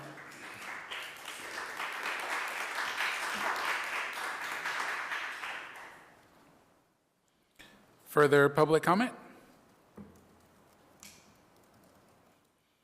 All right, hearing none, I will close public comment, and I will ask my colleagues if they have any additional comments they would like to make, or someone may make a motion if they feel so inclined. I know you mentioned pushing it to the September meeting, but I do feel it's important to discuss it prior to that. So I would be in favor of getting together to discuss further and vote on this issue before our September 14th meeting. It's already halfway through September because of the Labor Day holiday. So I'm just going to throw that out there for the two of you. You can disagree, that's fine, but I love meetings. Okay. So sure, I mean, I'm open to a special meeting for it. I feel this issue warrants that, just due to the length of the MOU and the specificity, again, regarding other people beyond, there's just a lot of nuance in the MOU that I really would like to sit on and look at and feel more comfortable if I'm going to approve it, which I really appreciate all the efforts of the school, that the school committee is putting forth to try to increase the security of our schools and the safety of our students. I think that is to be commended. And I, as President Cloutier said, I have a lot of faith in Chief Correa and Captain Igo and our police officers and our SROs. It's just this MOU goes beyond just giving a stamp of approval of their characters. It goes into like specific actions or what is supposed to be taken when an incident occurs, and witnesses have to be questioned, and it's things that have not come before me as a town councilor, and I really would like to sit with it and really pore over the document and understand it before I approve it. So if we could table it for a future special meeting or the September meeting, I'd appreciate it, yes. Okay. Then, I mean, if nobody makes a motion, then it will be tabled until a special meeting or our September meeting. All right. Then we will move on to agenda item number 19, which will be discuss and act on the fiscal year 2027 budget. And I believe I will look at Town Manager Hervey to guide us through this incredible amalgamation of numbers.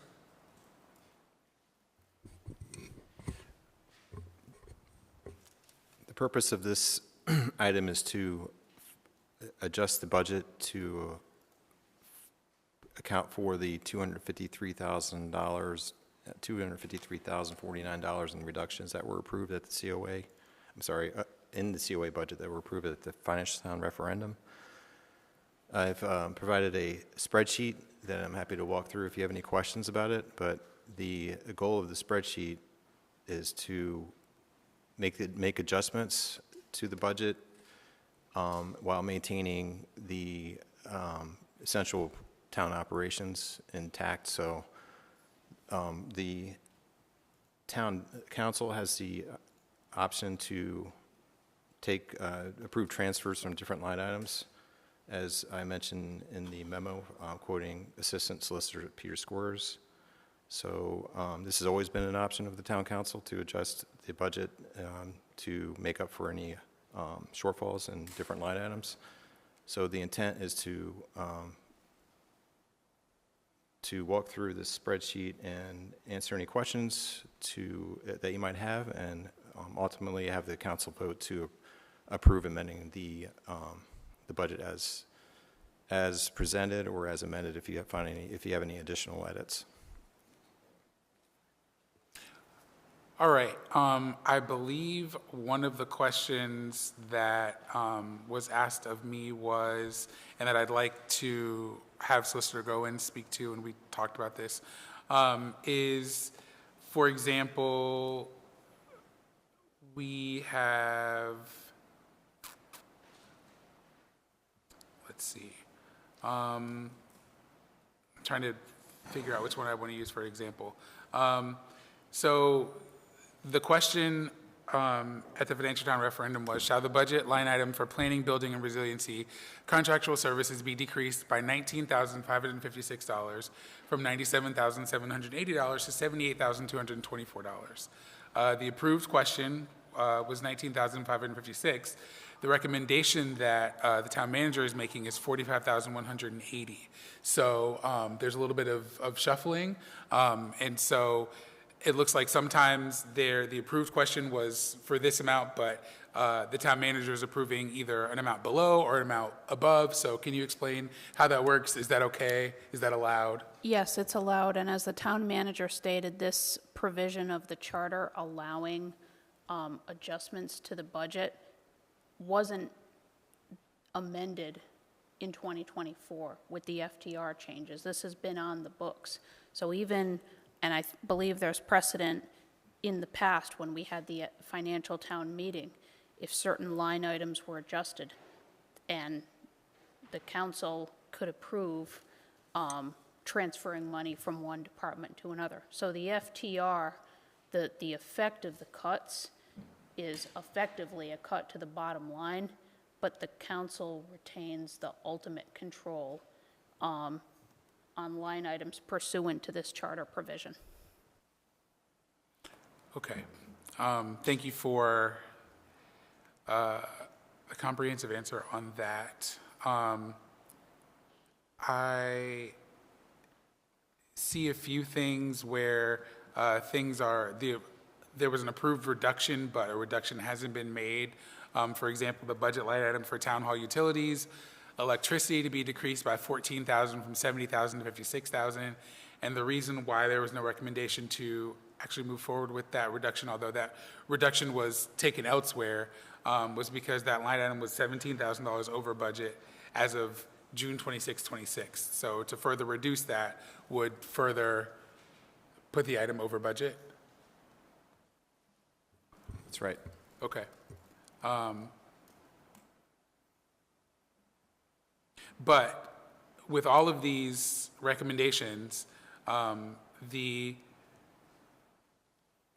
total reductions for the financial town referendum were $253,048.56, and all of your total reductions, all of the town manager's total reductions, are $253,049, and there's a difference of 44 cents. So that entire amount that everybody voted to have reduced from the budget is reduced from the budget. It's just taken out of where it can come from. And maybe you could think of it like the voters, the electors at the financial town referendum have the final say on the bottom line, but the council still retains authority on shifting money from one line item to another, again, pursuant to this provision of the charter. Okay.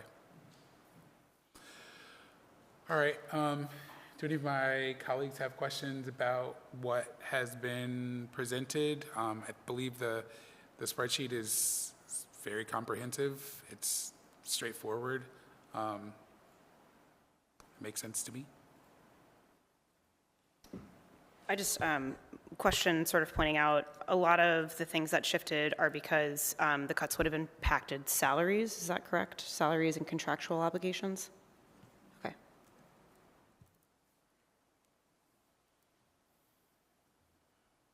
Councilor O'Neill? You don't have to say, I'm just recognizing you just in case. I appreciate that. Absolutely. Town Manager Hervey, can you remind me what the proposed energy manager and resilience consultant were going to do for our town? The energy manager has been shepherding, identifying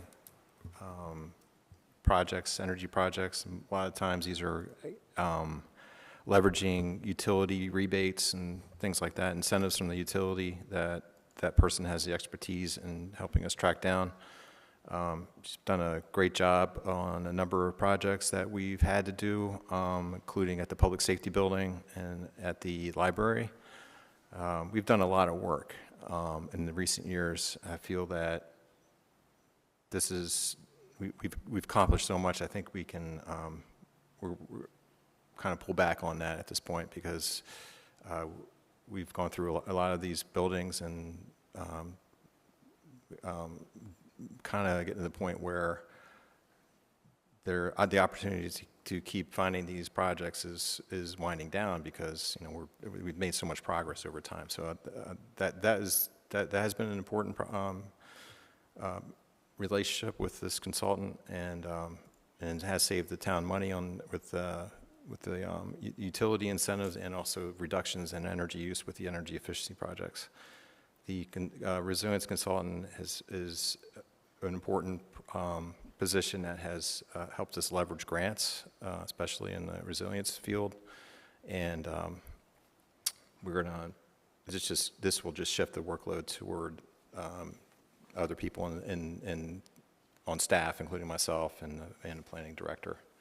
So Okay. Well, I appreciate you giving me that context and sharing it with the public. And I'm really happy to hear about all the successes that the energy manager and resilient consultant have located for us, and we've been able to take advantage of it for the past, how many years they've been with us.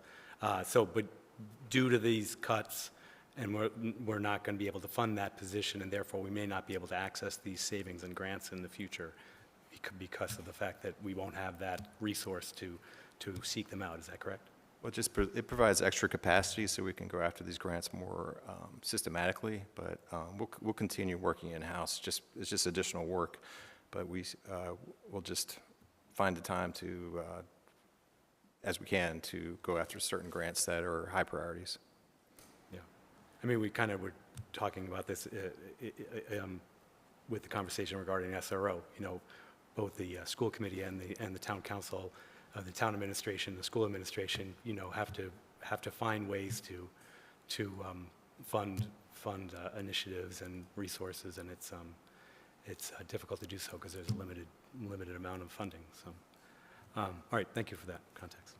Well, so I think what you just said is kind of what I was going to say, is that the town council is still responsible for assuring continuity of services and maintenance of infrastructure beyond just our contractual obligations.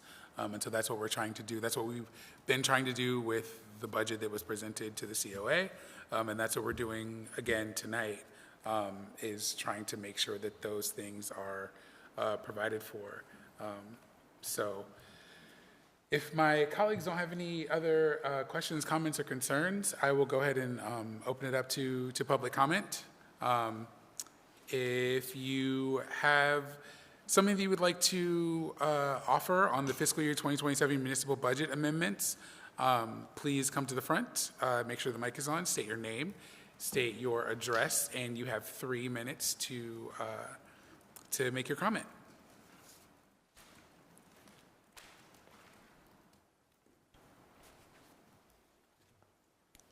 Janine Wolf, 5 Atlantic Crossing. I never had any misconception about things getting shifted. That was the whole premise of my attempting to gather up as much 20% decreases as I could in the amendment proposals. But there's still some misconceptions being propagated on this sheet, and I wanted to take a minute to both clarify and ask a question. For example, on the Finance and Tax Assessor Department, salaries decreased by $9,346.56, cents, number 10. The note says that reductions to this budget line would force cuts in salaries in a department where pay is comparable to similar positions elsewhere in town. Well, after the decrease, that department still realized a 3% year-over-year increase. So to say that following the instruction of the amendments would create a deficit is not really truthful. So to the degree that I'm trying to let the people in town that are paying attention to this understand that what we did was we decreased the increase. We didn't cut the budget in this town. We just made the increase smaller. And it needed to be made smaller, in my estimation. And it certainly could be tolerated.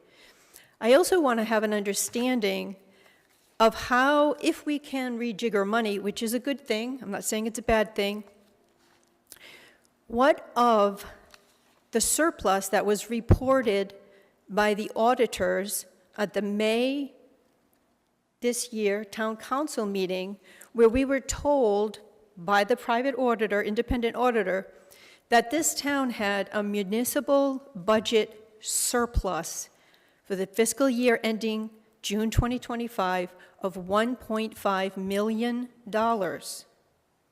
And I want to know why that $1.5 million, which we passed an increase for 2026 budget and then another increase for the 2027 budget.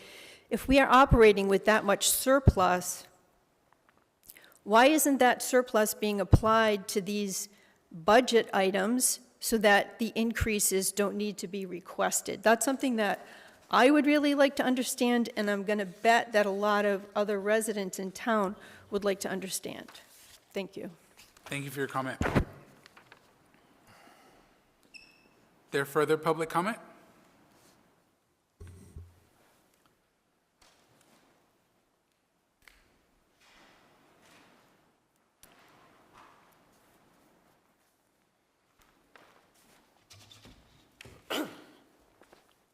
Joel Hellman, 1737, Wampanoag.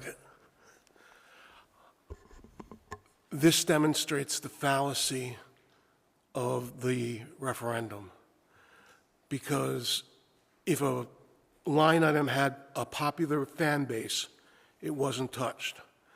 And the ones that weren't well known to everybody were touched. Our officials had the obligation to make the government run and run effectively. So it's not as simple as we're going to cut 20% here, 20% there. I served on appropriations for several years. It's not a simple matter.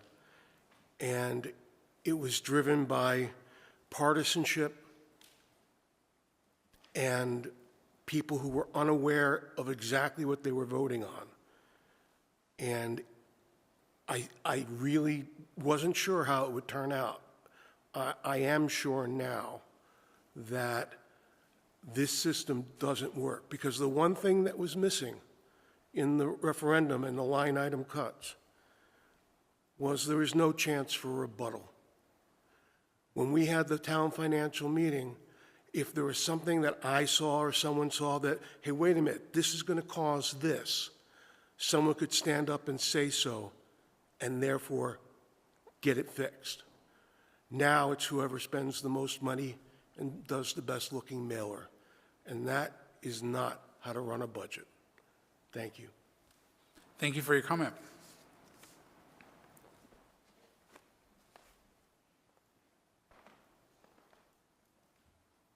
Is there further public comment?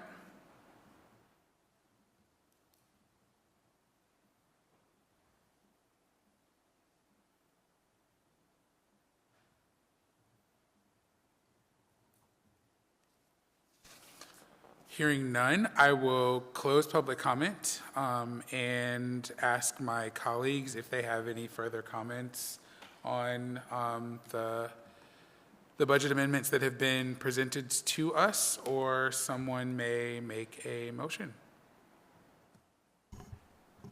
Prepared to make a motion unless Okay. Councilor O'Neill has comments. I move to approve the town manager's recommended amendments to the approved FY 2027 budget as presented. Second. The motion is made by Councilor Jane Kozik, seconded by Councilor O'Neill. Is there any further discussion on the motion before us? Hearing none, all those in favor? Aye. Aye. I also vote aye. The motion passes 3-0.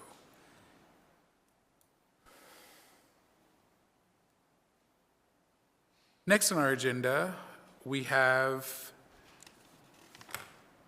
agenda item number 20, which is approval of the resolution to authorize the town manager and solicitor to execute a subrecipient agreement by and between RIDOT and the town of Barrington for Massasoit Avenue sidewalk to include local funding commitment. Town Manager Hervey, actually, I believe this is there's a memo from the Planning, Building, and Resilience Director. So, Mr. Durfee, would you like to come discuss this? You asked that in like...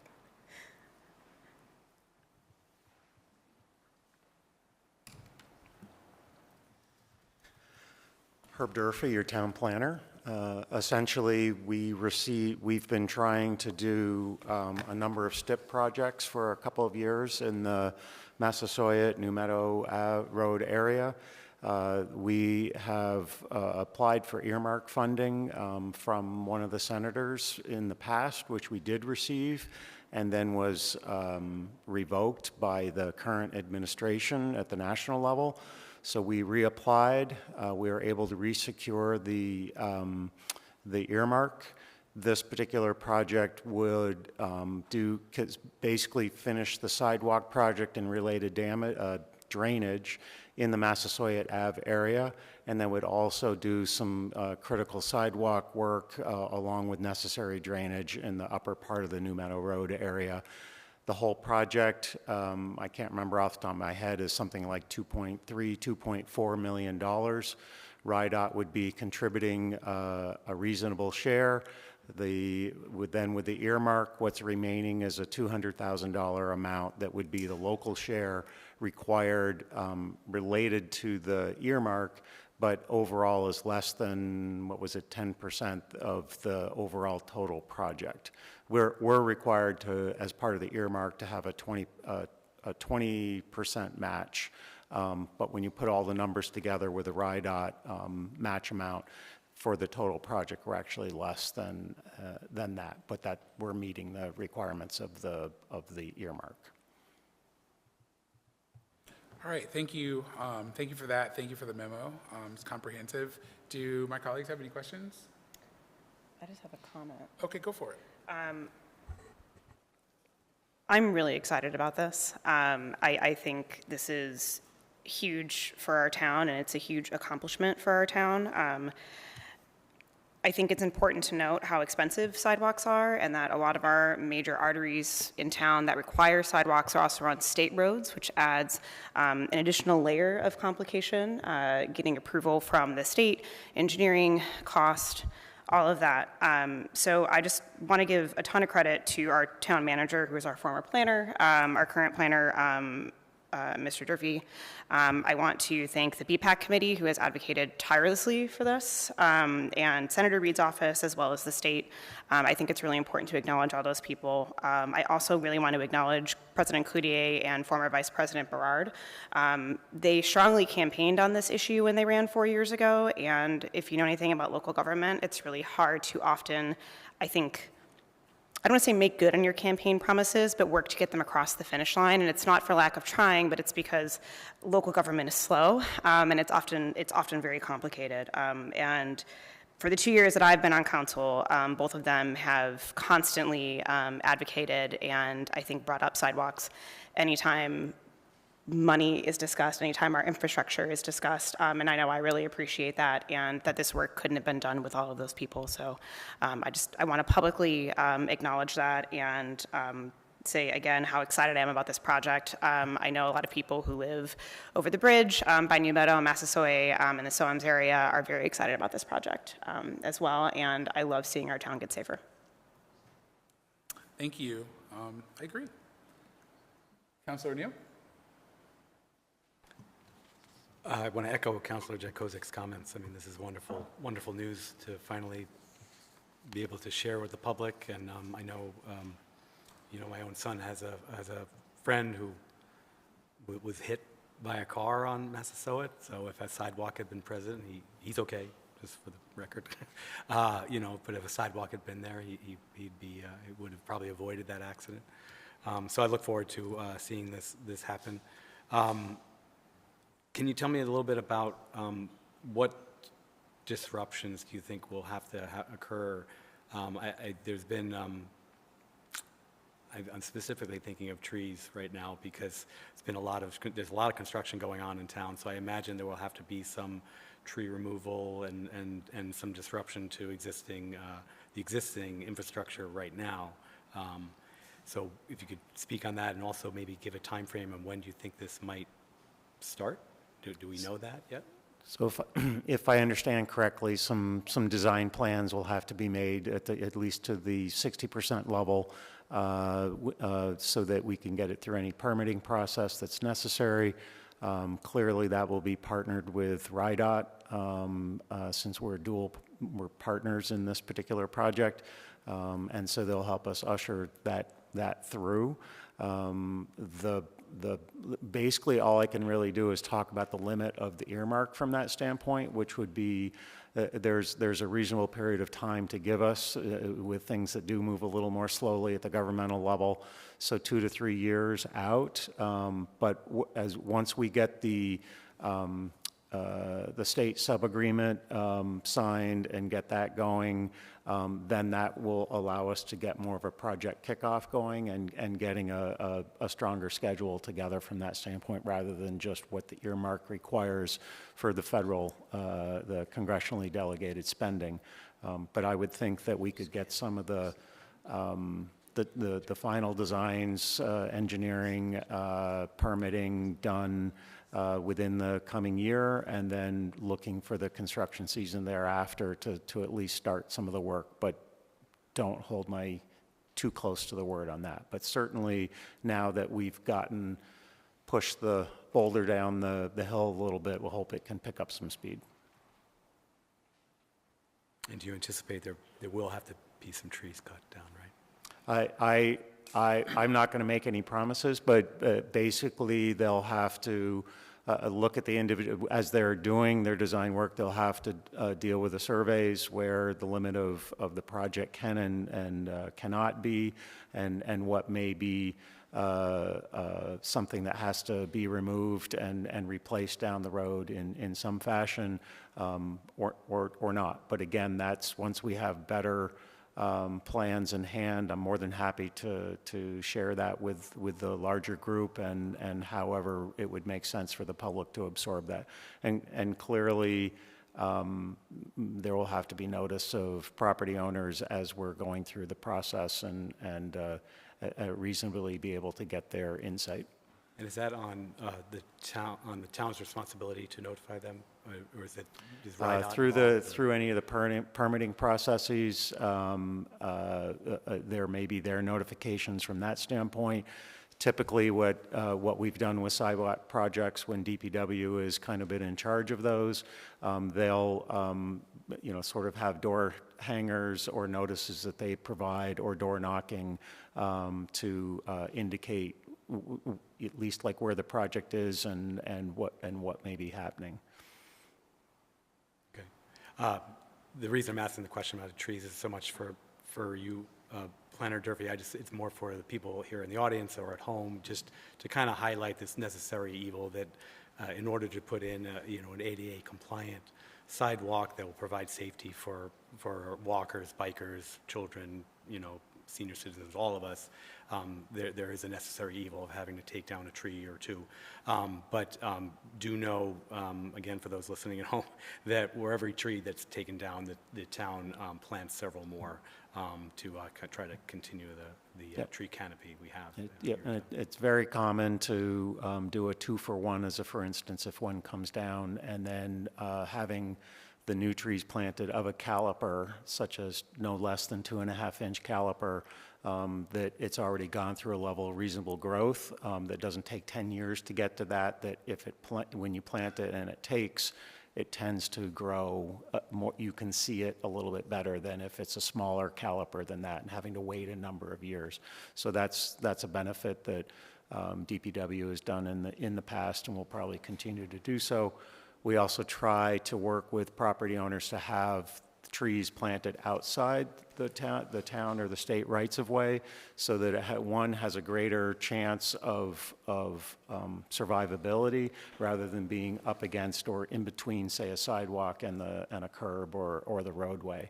And that really is on a case-by-case, parcel-by-parcel basis.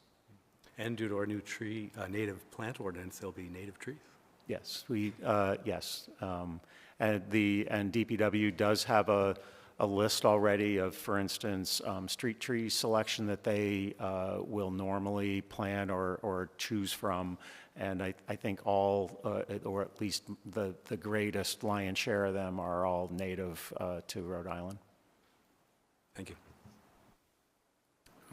I'm sure Blaze Rain appreciated your question, so thank you for that. Any further questions, comments, concerns? Okay, thank you so much.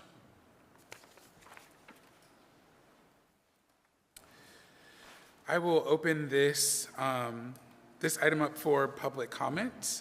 If you do have a public comment, please approach the table, make sure the mic is on, state your name, your address, and you will have 3 minutes to make your comment.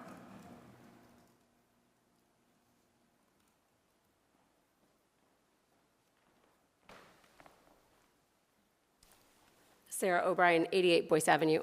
As someone who walks in that neighborhood every day with my dog, this can't come soon enough. We actually literally zigzag the neighborhood in order to avoid walking on Massasoit because it's so terrifying. So I'm very excited about this. I also wanted to just ask a follow-up question, and I can do this outside of this meeting. Was there a decision about Martin?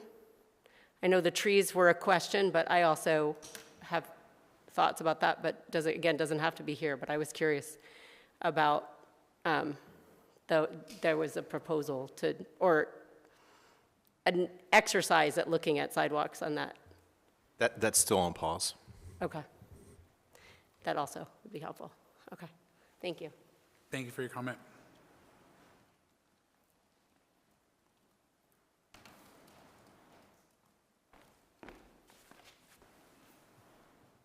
Jim Peluso, 28 Tiffany Circle. One quick comment about I love the new sidewalk idea. It's going to be amazing. Something that happened when the sidewalks got installed by the middle school was the electrical company took a right-of-way and dropped telephone poles right in the middle of the sidewalks. So if you're running or biking down Middle Highway by the middle school, it's an absolute pain, especially if you're just running through there or just exercising in general or even walking your dog. So just take that into consideration as these are being built. I think that I don't know if you're going dual side sidewalks or just single side, but just something to consider. If we have a way to change or manipulate that ability to not destroy, but change the aesthetics of the sidewalks, that would be great to just keep the intention of the sidewalks being meant for pedestrians or foot traffic and people traffic. Thanks. Thank you for your comment.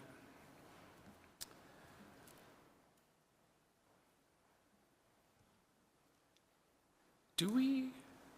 Never mind. We'll talk about that later. Further public comment?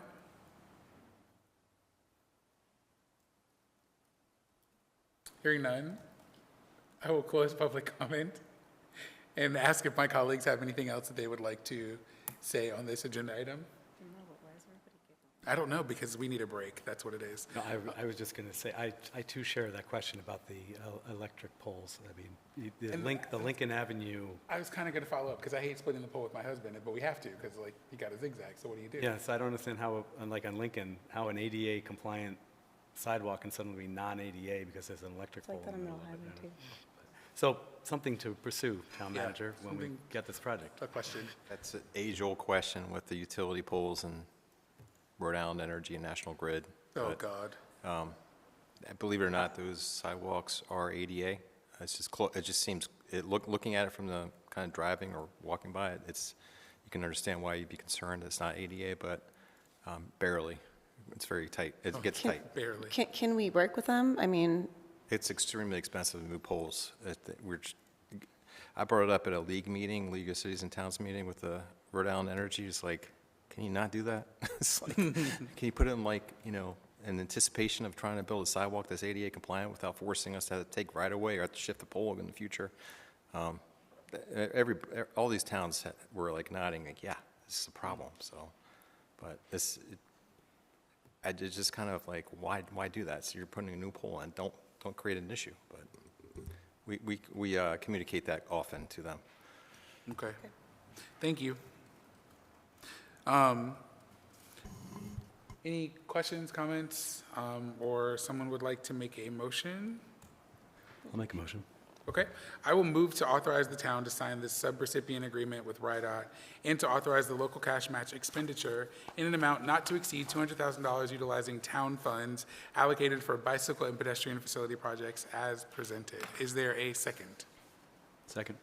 The motion has been made by myself, President Cloutier, seconded by Councilor O'Neill. Is there any further discussion on the motion before us? Hearing none, all those in favor? aye. Aye.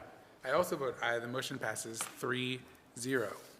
So the next item on our agenda is a big one, and I know there will be lots of big feelings, so I would like to take a 5-minute recess so that we can prepare ourselves, gird our loins for agenda item 21. So we will be in recess until 9 p.m.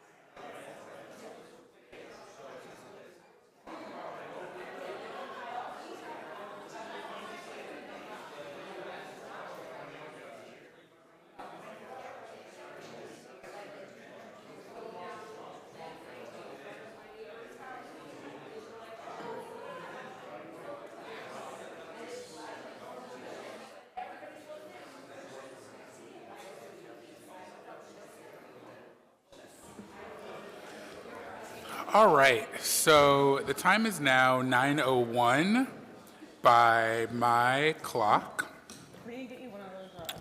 And we're going to go ahead and reconvene this meeting of the Barrington Town Council. We are on agenda item number 21, which is a discuss and act on the Financial Town referendum charter changes, which I believe are due to the Board of Canvassers or the state August 5th. So we need to get this done this evening if we want to make changes for the next Financial Town referendum, and have these things on the ballot to assess whether our neighbors want to make changes for the next Financial Town referendum. So we have discussed previously potential charter changes related to the Financial Town referendum. We have received input from our neighbors. We've received your emails, your Facebook posts, your Instagram reels, all of those things with regards to the FTR. So we thank you. And so what we'd like to do today is discuss those changes. And the amendments are in our materials. There's a summary of the draft revisions that, one, the ballot questions shall be limited to proposals affecting the bottom line of the municipal budget or the school budget, or both, and shall not propose changes to specific line items, either within the municipal or school budget, which is more in the spirit of the way that the budget functions. All ballot questions proposed by registered voters must be submitted in the form of a petition, which satisfies the procedural and signature requirements as outlined in section 16-2-10, C1, 2, and 3 of the Charter for Initiative and Referendum, provided that the petition must be signed by a specific number of registered voters. That is one of the things that we will discuss this evening. An individual registered voter may submit no more than one ballot question.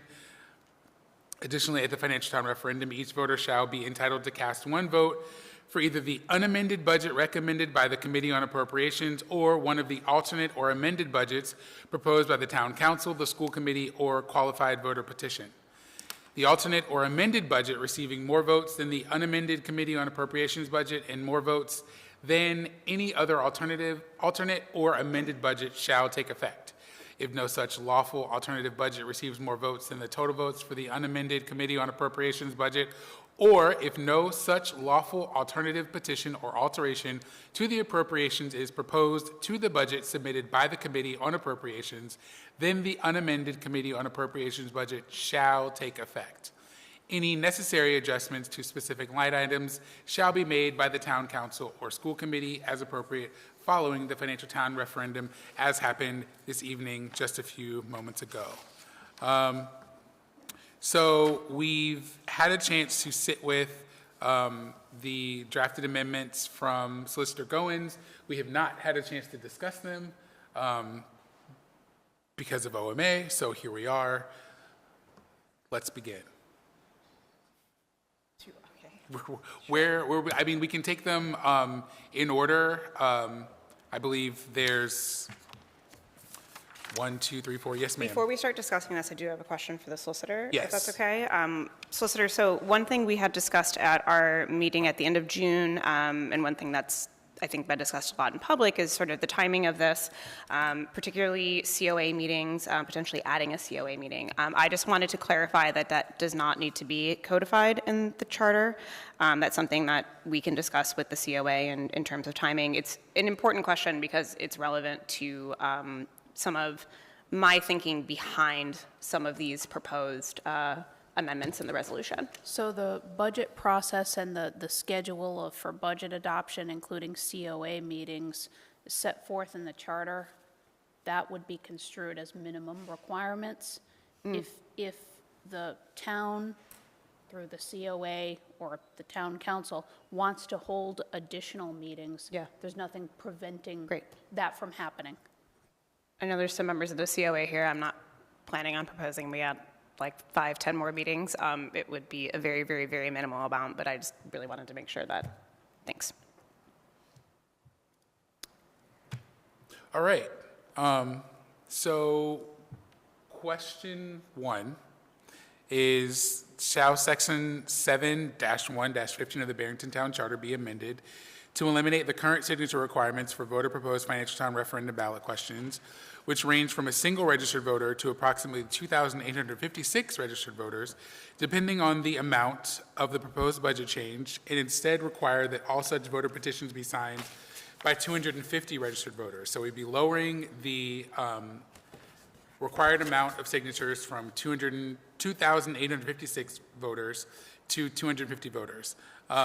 I will start this off. I said 250 at the last meeting just as a jumping off point. I would be happy with seeing 300 because that was what was proposed by the Charter Review Commission, so I think that that makes sense. So I would be okay with amending that to 300. That's exactly what I was going to say. Okay. Okay. All right, so 300 instead of 250. Question 2, shall Section 7-1-15 of the Barrington Town Charter be amended to clarify the voting procedures for the financial town referendum by providing that the budget receiving the most votes shall take effect, and that if no alternative budget is proposed and receives more votes than the Committee on Appropriations budget, the Committee on Appropriations budget shall take effect. Now, this was to give folks the opportunity to choose a different budget and to remove some of the confusion between what happens if I don't agree with this budget, but I'm just picking, one line item or another line item. We are trying to move to a more cohesive bottom line budget, which is similar to the school committee budget. Yeah. And Well, that's not question 2. The last bit you just. Well, I think it relates to question 2, though. Question 4. If that's what you're looking at, Councilor O'Neill. I think they're connected. Okay, so I was just, I guess, trying to put it in a nice bow, but okay, just taking the words of question 2. What are your thoughts? Oh, I'm fine with question 2. Oh, okay.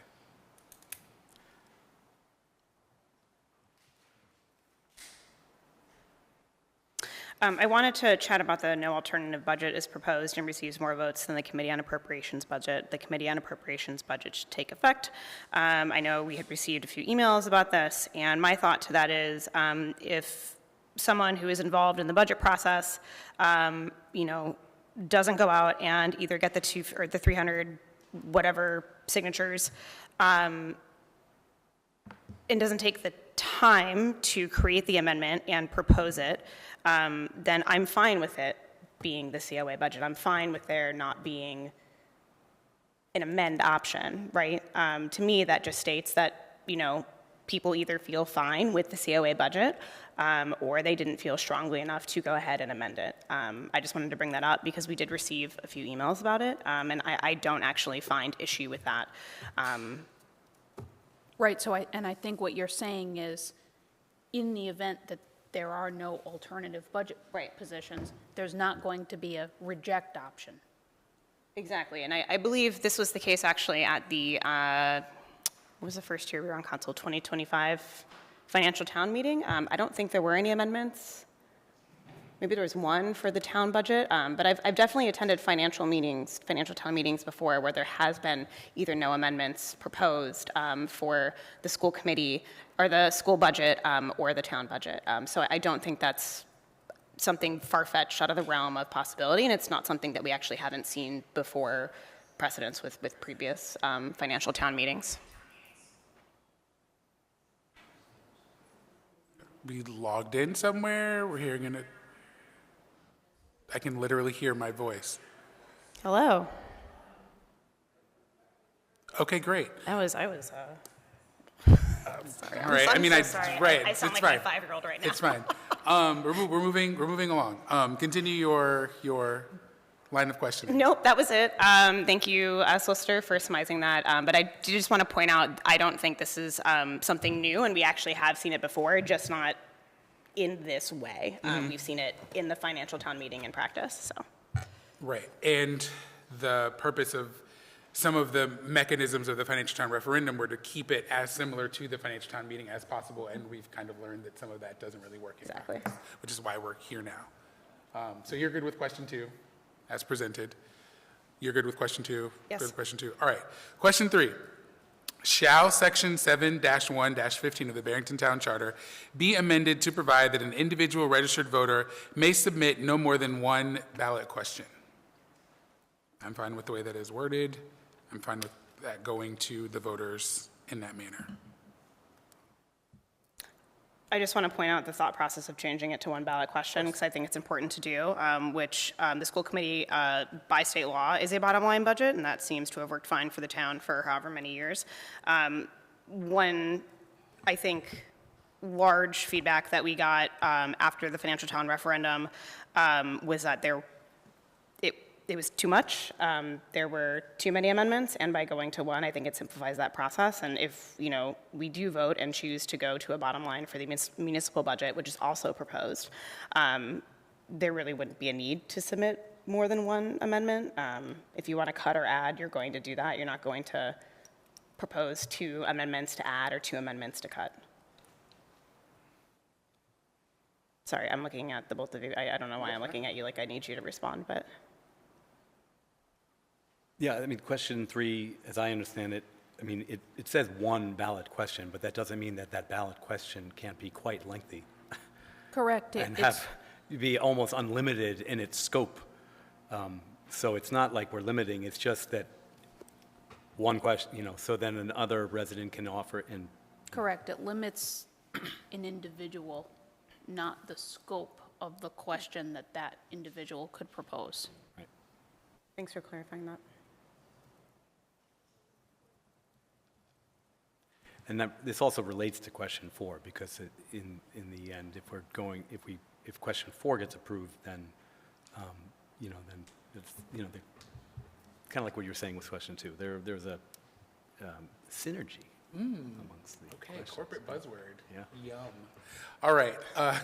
Question 4. Shall Section 7-1-15 of the Barrington Town Charter be amended to provide that ballot questions shall be limited to proposals affecting the bottom line of the municipal budget or school budget or both, and shall not propose changes to individual line items within either the municipal or school budget?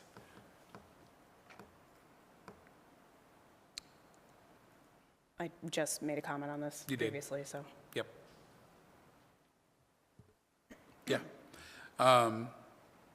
So those are the 4 proposed questions that will go to the ballot that will then, if approved, will change how the financial town referendum functions for the 2028 budget. I don't want to muddy the waters right now, so. Don't do it. I know. It's related, though, but.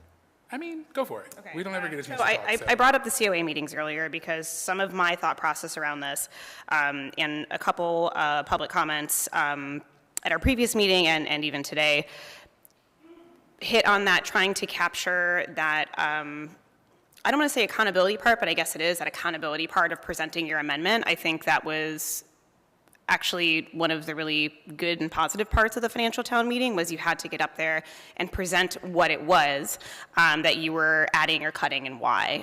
So when I brought up the COA earlier, I think the intention, at least in my mind, was to add a 3rd COA meeting, which would fall between the first budget hearing, the second budget hearing, and the first budget hearing and a 3rd budget hearing. And that second budget hearing would really act as the time for someone who has submitted, and they've gotten their signatures and they've all been verified, to come to that second budget hearing and propose their amendment to the public in front of the COA. I think this is an important piece of the puzzle, at least to me. I'm sure people will disagree, and that's fine. For those that didn't attend the budget hearings this past year, they really did function, in my mind, as 2 kind of mini financial town meetings. You had the town moderator that sat up there and moderated, as they do. You had the COA, of which people could come up and ask questions and give comments. And so to me, that would be a piece to both capture, I think, the spirit of the financial town meeting and provide some accountability and ways for the taxpayer to ask questions of those proposing the amendments.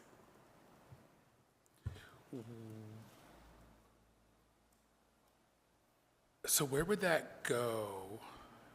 Yeah, so it would be a second budget hearing.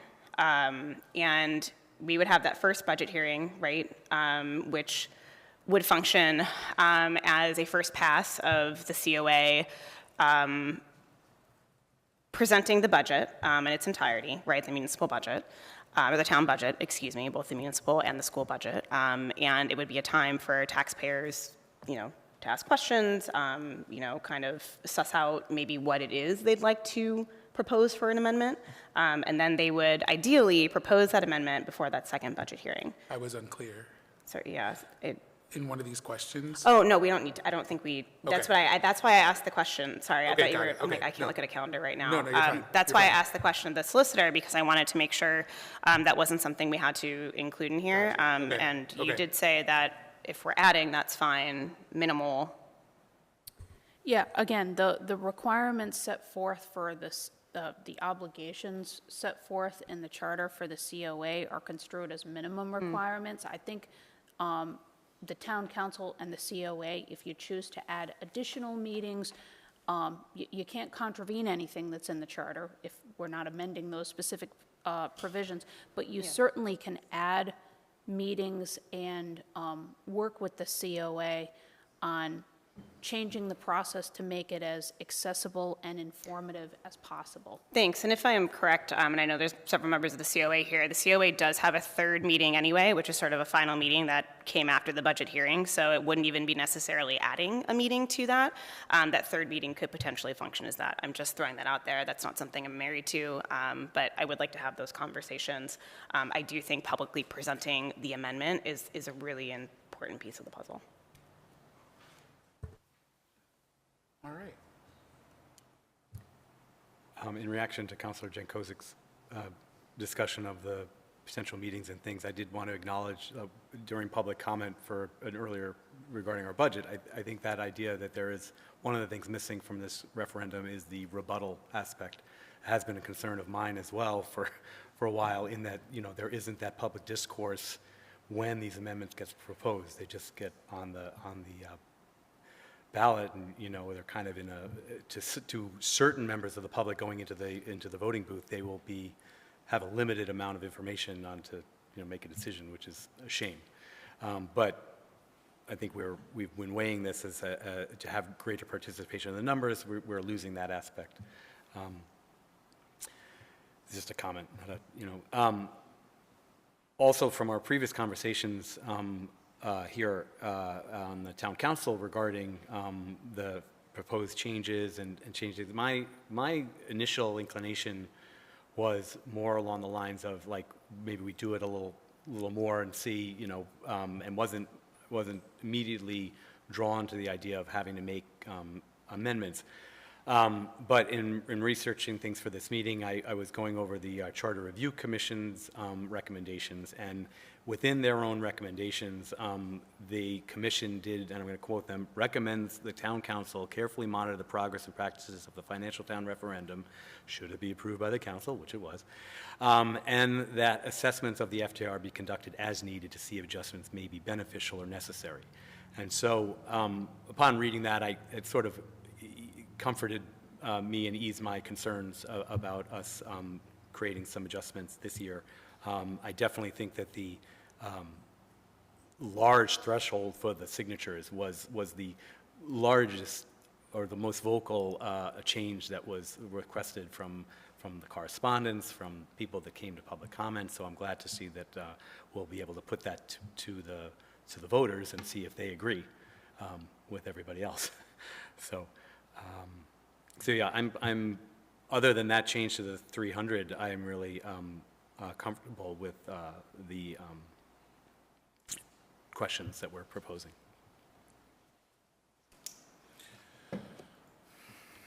That said, I look forward to hearing public comment about it to see if they've... I'm not doing public comment. No. Just kidding. It's a joke. Oh my God, I'm kidding. It was a joke. Just joking. Question number 2 for the solicitor about the budget receiving most votes shall take effect. In the past, as long as there has been one vote, then the budget has passed, right? So there doesn't need to be like a majority of votes. It's just whichever receives the most votes, and that's okay? That's correct. Okay. Can I say something about that? You just sparked something in my brain, which, I mean, to me, if people are voting to amend the budget, they're voting to amend the budget, right? Like, there may be an amendment that they prefer, but they're still in actuality not voting to accept the COA recommended budget. That was another thing we got some emails about, and I just wanted to make that clear. Okay. All right. Any additional discussion from my colleagues before I officially open public comment? All right, hearing none, we would now like to hear from our neighbors. If you could please approach the table, make sure the mic is on, state your name, your address, and you will have 3 minutes to make your public comment. And yeah, don't all rush the table. Is this on anything? No, this is on agenda item number 21. 21. We're talking about the Financial Town referendum. So sorry. We might have to change our public comment to be earlier in the evening. Hi, everyone. Neil Hartman, Hi. 18 Great Road. Hello, hello. I'm going to be honest. I'm seeing this real time for the first time, so bear with me that I'm not as composed as I would like to be, because this matter is of great significance. I have some real concerns as I'm absorbing question 1 and question 3. Not to say I'm totally sold on 2 and 4, but on question 2, I really want to call out how difficult a barrier to entry to do the 250 registered signatures is. Having just gone through the process of aiming to collect 50 so that I could run for town council, that is not even, an ask of a person to have an opinion on a matter. It's just, can I run or not? And it was days of work to get, I aimed for 100 so that I had more than enough. The 250 is a lot. And I just question why we would do that. Why do we want to make it harder for people to be engaged? I think, if anything, we as a town should aim for as many hands, as many ideas, as many opinions in the room. I understand this is a difficult process that could then be incredibly mired. But the truth is, even to get 100, no one is going to do that without a real commitment to the idea. They're not going to frivolously, just do it to make the process difficult. And I would really encourage this town council to give the voters the benefit of the doubt that those that stand up and take the time to create an amendment and shop it around and get signatures have good intention. And to me, 250 is still quite high. I mean, the 2856 is, in my humble opinion, was insane. So to put this on the ballot, it'll get approved. I mean, we're going from 2856, that's crazy, to 250, but we're still going to make it hard for people to be engaged. And I think that's a bad idea. In my recommendation that I put in writing to this council following our prior meeting, I really liked, I believe it was the Board of Canvassers suggested scaling it. Is it 200 signatures for amounts over 50,000 and only 50 signatures for amounts under?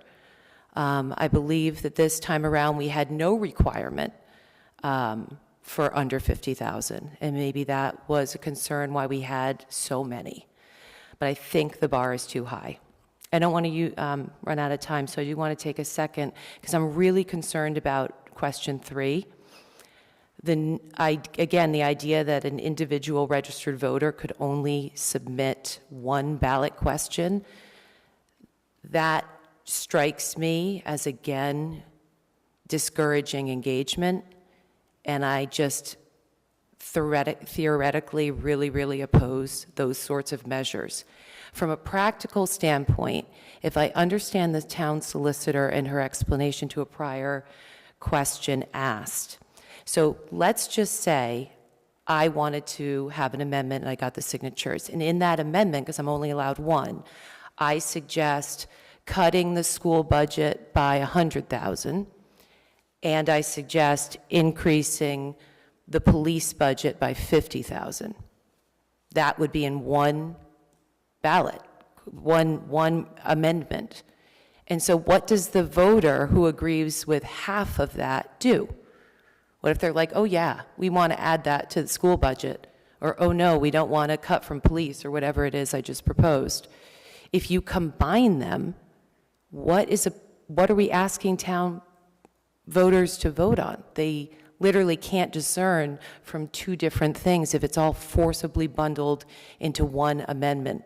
That seems like a absolute disaster in the making. So again, I'm just absorbing this real time, and just wanted to share those thoughts. I hope they're helpful. Thank you. Thank you for your comment. Further public comment? No worries. Nobody's in a rush. Joel Hellman, 1737 Wampanoag. None of you have had to get 300 signatures, 250 signatures. I did. I ran for lieutenant governor. It is incredibly hard an ask because it isn't 300 signatures. It's 450 to make sure that you don't have dead people, people who've lied when they sign or are not registered and think they are. It's a very odious process, and you have a limited time frame. That's a big concern, but that isn't my big concern. My big concern is you're empowering the Committee on Appropriations as a default, which I would normally agree is a good thing. Having been on the committee, 1 year, some extreme Republicans were elected, and they insisted up until the week before the vote that the schools get 0% increase, period, no more discussion. And the schools were asking for $2 million. We got up to 900,000 because of people making them threats on them. But it was not a good situation. I am old, forgive me, but I'm going to quote scripture, which I never do. In Genesis, it says, there arose a Pharaoh who knew not Joseph, which is to apply the people who don't remember what happened in the past. In this town, there are people of extreme feelings. I once considered, I was offered to run as a libertarian for governor, and then I met them. And they don't believe in education. They don't believe in a police force, that everyone should get a gun on their own and take that responsibility. They're going to want to control the Committee on Appropriations. And then you've got far-left progressives who want a solar panel on every house, as is required in California, who will want to put in all kinds of measurements. You don't have a process to stop an extreme group from doing it, and it becomes a race to the bottom. You got to play the movie out to the end, and locks are for honest people. You guys are creating a law, you're creating a lock, and it has to be able to handle the extremes as well as the reasonable people. It is a hard burden, and I wish you well with it. Thank you for your comment.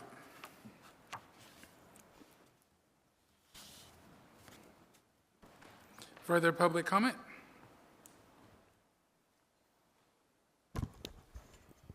Janine Wolf, 5 Atlantic Crossing. I have a few things. I first of all want to oppose the idea of an additional COA meeting. I attended 4, maybe 5 this year, and I would respectfully ask Councilor Jankozek to go back and to watch the videos of those meetings and take note of the COA's responsiveness to citizens' comments regarding the size of the budgets. Okay? We didn't get heard. We were listened to. We had zero impact on what the COA produced. And that's why we had to use the amendment process to apply a modicum of reasonableness to the budget increase. The amount of time that signatures require to be collected would be impacted as well by this additional meeting proposal. We can't get signatures on a budget amendment until the budget is set. I remember that as a milestone this year, that we couldn't start amendments and get approval of those amendments until we knew what the budget was. And so pushing that out would be detrimental to anybody being able to achieve any kind of signature quota. And so I would highly recommend against that. I know that there was a quorum required at the financial town meeting. So vis-a-vis, with regard to the question of one vote to approve it, it doesn't sound right to me because I know we had to get a quorum. We had an issue with people not leaving the meeting before the final vote for that reason. So I would ask that somebody look into that. The other thing is, because the number of votes that are, the number of voter signatures that you're proposing, I think 300 was the one that the three of you just vocalized, you were leaning towards, it really would require a team of people to achieve. And I think that leaves the power in the hands of the parties, the school committees, the organizations that can send out an email blast and get a bunch of people to meet at a certain place and get a bunch of signatures. For an individual citizen who wants to impact the budget, it's going to be nearly impossible.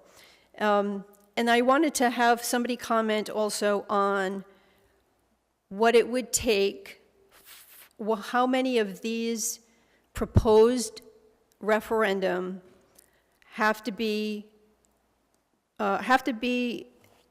rejected for us to maintain the ability to get no signature reductions of 20% of a line item or less. To what degree is that going to remain something that we can choose to keep when this ballot is written up? I mean, are we choosing between what we have now and something new, or are you telling us that we don't have that option anymore, and what are we going to end up with if half of these get just not rejected? Thank you. Thank you for your comment. Further public comment?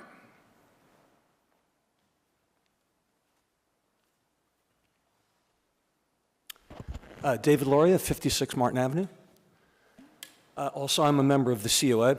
I'd like to just address comments that were made by the last two presenters there, just to sort of write the record about a couple of things. Number one, in regards to something Mr. Hellman said, nothing new is being created here in terms of the COA. The COA will continue to function as it has already been chartered to do. And what the population of the COA is up to a vote. And so people can vote for whomever they feel would represent their interests the best on that particular group. But the COA does present the final budget to the town, and that's how it is set up in the charter. Number two, to the last comment, this past budget season, it seems to have gotten lost in the shuffle because I think of the amendment process this year, but this last budget season, the COA reduced the overall budget by over $834,000. My friends, that is 2.5 times what those budget amendments accomplished. We were listening, and we did hear from many people in commentary, and we tried to act on that commentary in as responsible a way possible. Thank you. Thank you for your comment. Is there further public comment?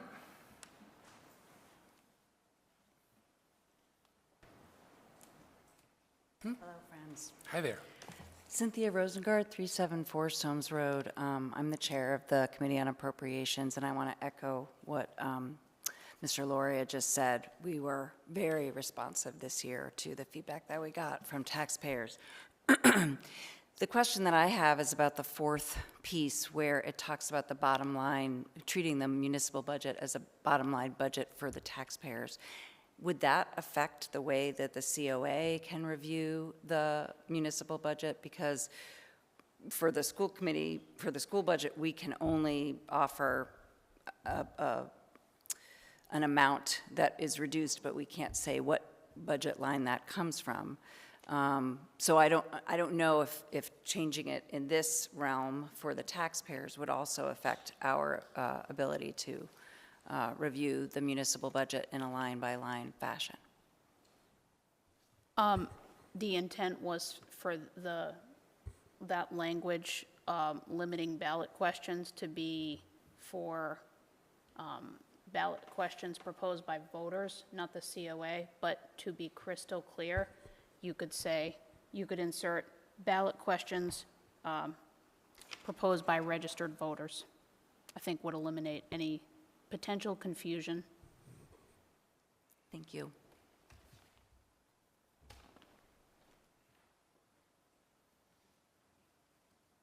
Further public comment? Thank you for your comment. Further public comment?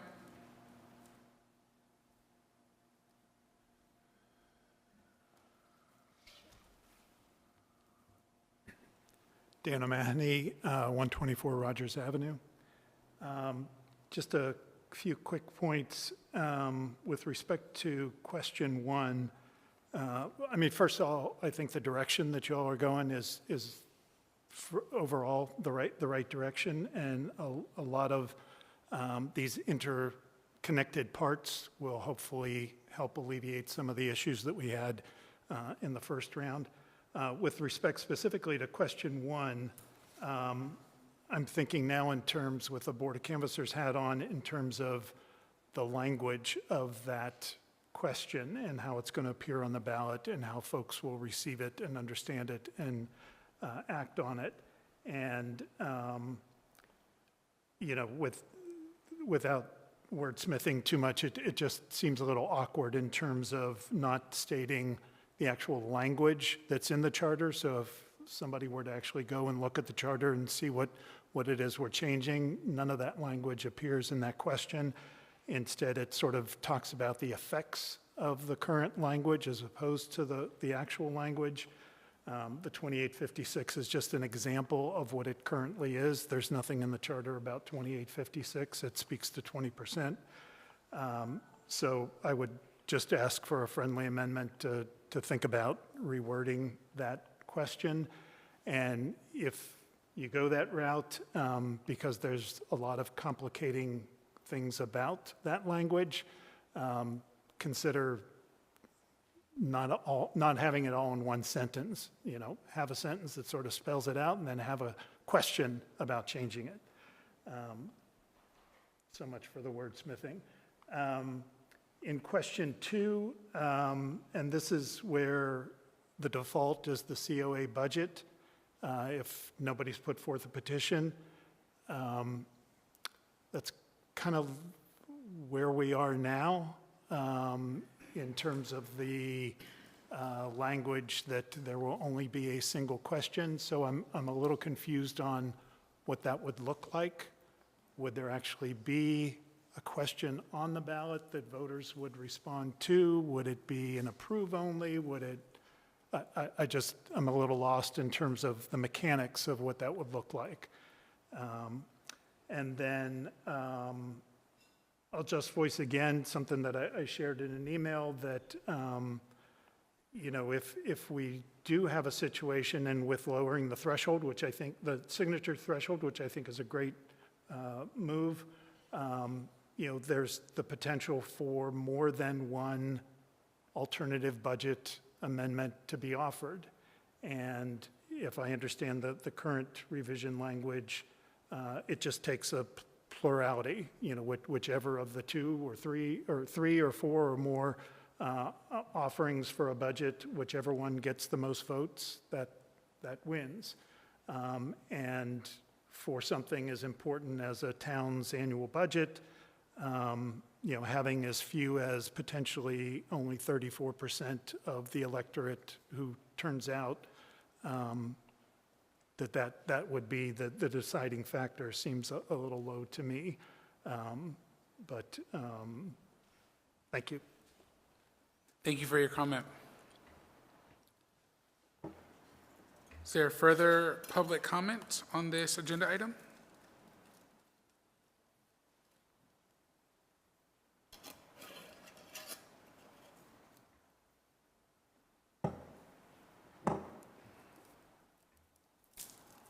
Joy Hearn, 205 Promenade.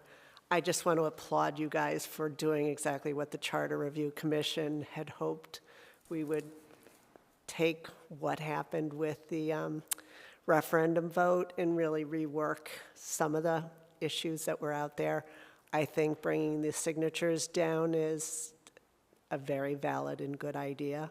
The bottom line is an interesting concept for the town budget. And so I, you know, applaud you guys for just putting these things out there and putting it out to the voters again to see where they land on these issues. So thank you for doing your due diligence. Thank you for your comment.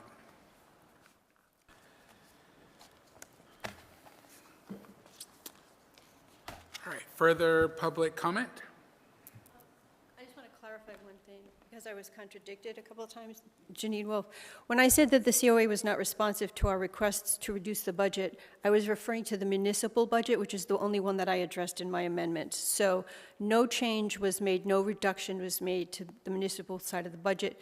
There was, yes, there was a reduction of the 5.9% year over year school budget, but that almost seemed put in place for that purpose, but I won't get into that. But the municipal side was not touched. Multiple requests were made to reduce it. Thank you. Further public comment?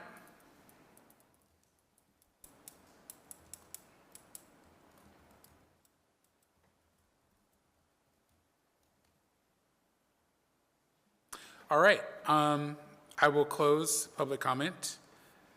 We have discussed question 1, question 2, question 3, question 4.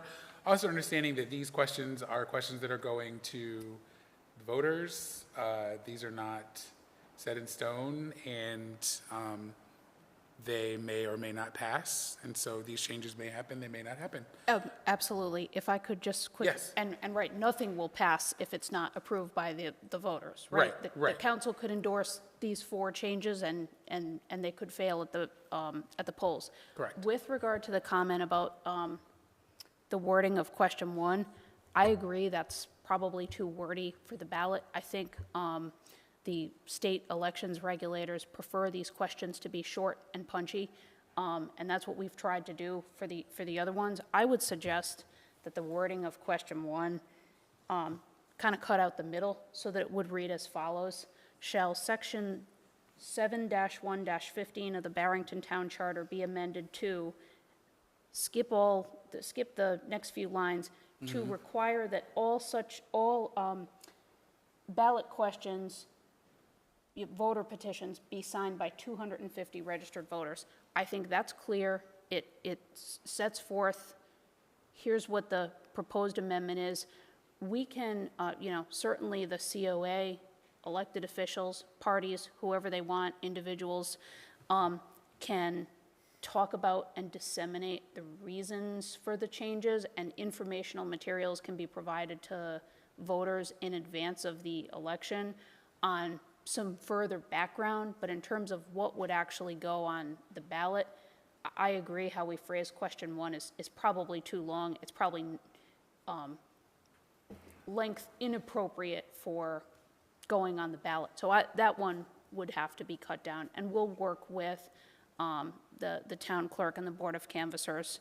I wouldn't anticipate major wordsmithing on the other questions. I think they're pretty clear and punchy to the extent that they can be. Okay. To the question of if there is no alternative budget, and we once again have just the COA budget, we have no amendments, there is no reject, where are we again? Are we just, it's either people don't vote for that, or?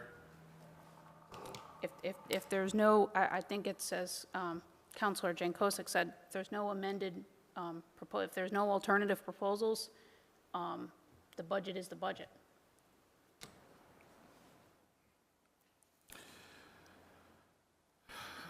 All right. Let's see. There was a question about submitting no more than one ballot question. I believe that speaks to the fact that we are trying to go to a simplified bottom line budget.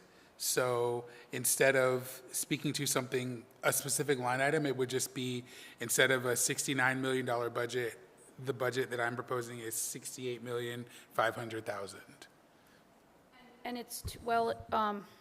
it's, I think it's also intended to eliminate so many questions that you get voter drop-off toward the end of the ballot, right? So someone would have to bundle cuts or increases if they want to address multiple items, multiple departments, or town and school. But everyone in town, every registered voter, in theory, could submit one. You just need to meet the signature requirement. May I make a comment on that one? I do acknowledge there is a valid point regarding the fact that, we have a school budget and a municipal budget, and then it becomes a combined. Toggle in your mic a little louder. Sorry, I can't hear you. Thanks. I do want to acknowledge there's a valid point to the concern that there's, we have a municipal budget, and then we have the school budget, and then it creates the town-wide budget. And, from past financial town meetings and even this past financial town referendum, people tended to have ballot questions that pertained to one but not the other. And then if somebody wanted to have a petition that had cuts for both, it does put the voter in a bit of a quandary. You can have an amendment with both. It says that in the language. But then the quandary of, say, if one, I think the example used was cuts to the school, the teacher's budget, and then the police budget. People weigh those two services differently. So I don't know. I think there's something to that concern. So the concern would be one per budget. One ballot question per budget. It's one budget we're voting on. Schools in the Yeah, budget. I know. so- It puts us in a sticky situation.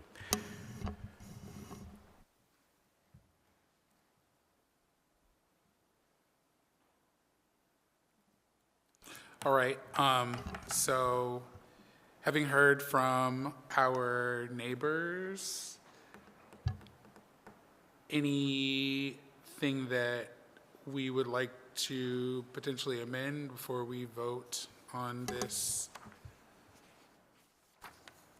You captured the language about question one, or the Yes, removal of the language about question one will just read, shall section 7-1-15 of the Barrington Town Charter be amended to require that all such voter petitions be signed by X amount of registered voters? Right, and instead of all such, we can use all voter-proposed financial town referendum ballot questions.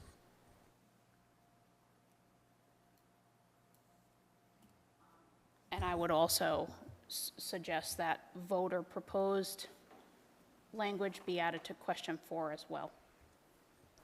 So voter proposed, amended to provide that voter proposed ballot questions? Correct. That clarifies that the COA can submit proposals on specific line items.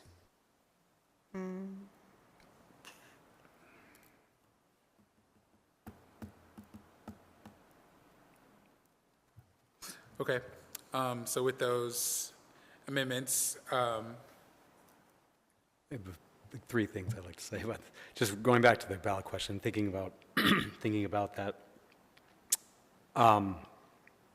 I reminded myself about the fact that the school committee and the town are members of, not members, but the liaisons of the COA and our participants in the process.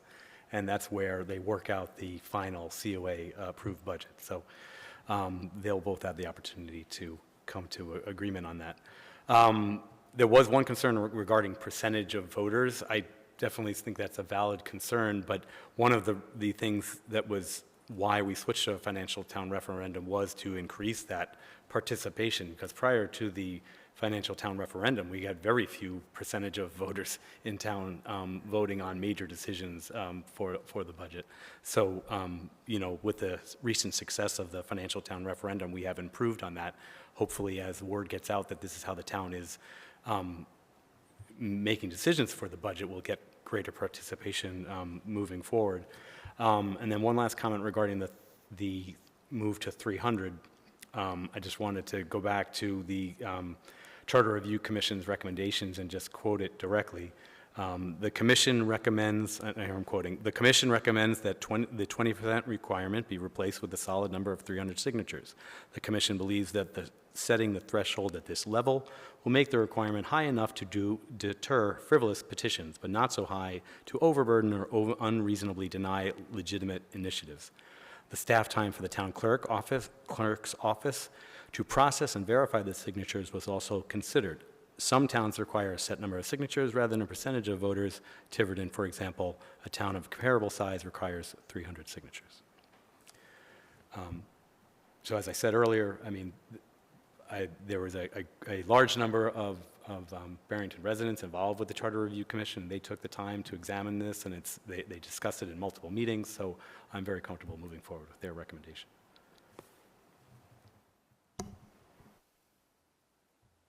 Anything? Spent a lot of time with this, spent a lot of time thinking about it. We talked about it pretty extensively at our last meeting, so at this point, I would really like the voters to decide. Okay. I would move to approve the attached resolution of the Barrington Town Council in support of amendments to the Barrington Town Charter as amended. Is there a second? Second. The motion has been made by myself, President Cloutier, seconded by Councilor O'Neill. Is there any further discussion on the motion before the three of us? Okay. Councilor O'Neill, how do you vote? Aye. Councilor Jankovic, how do you vote? Vote aye. I also vote aye. The motion passes 3-0.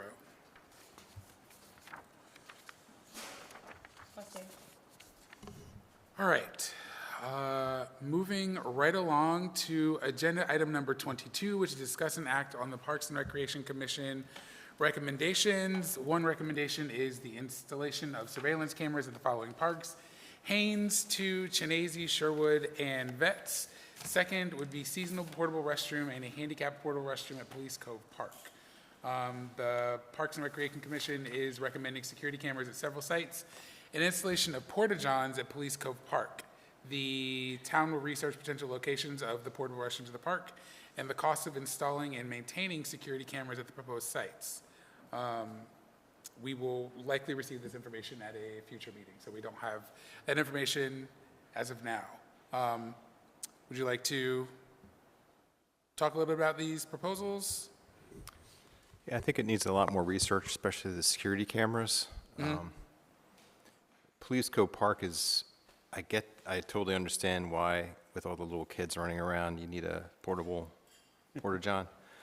But that's a kind of a unique spot in that we used to have these solar trash compactors, and they got so disgusting from like fish guts and all kinds of other unsavory things, and I can imagine that could be a problem. So if we did something like that at Police Co Park, we'd have to keep an eye on it and might have to pull it right back out. Just saying. Okay. Yes, sir. Joe Merrill, 22 Mason Road.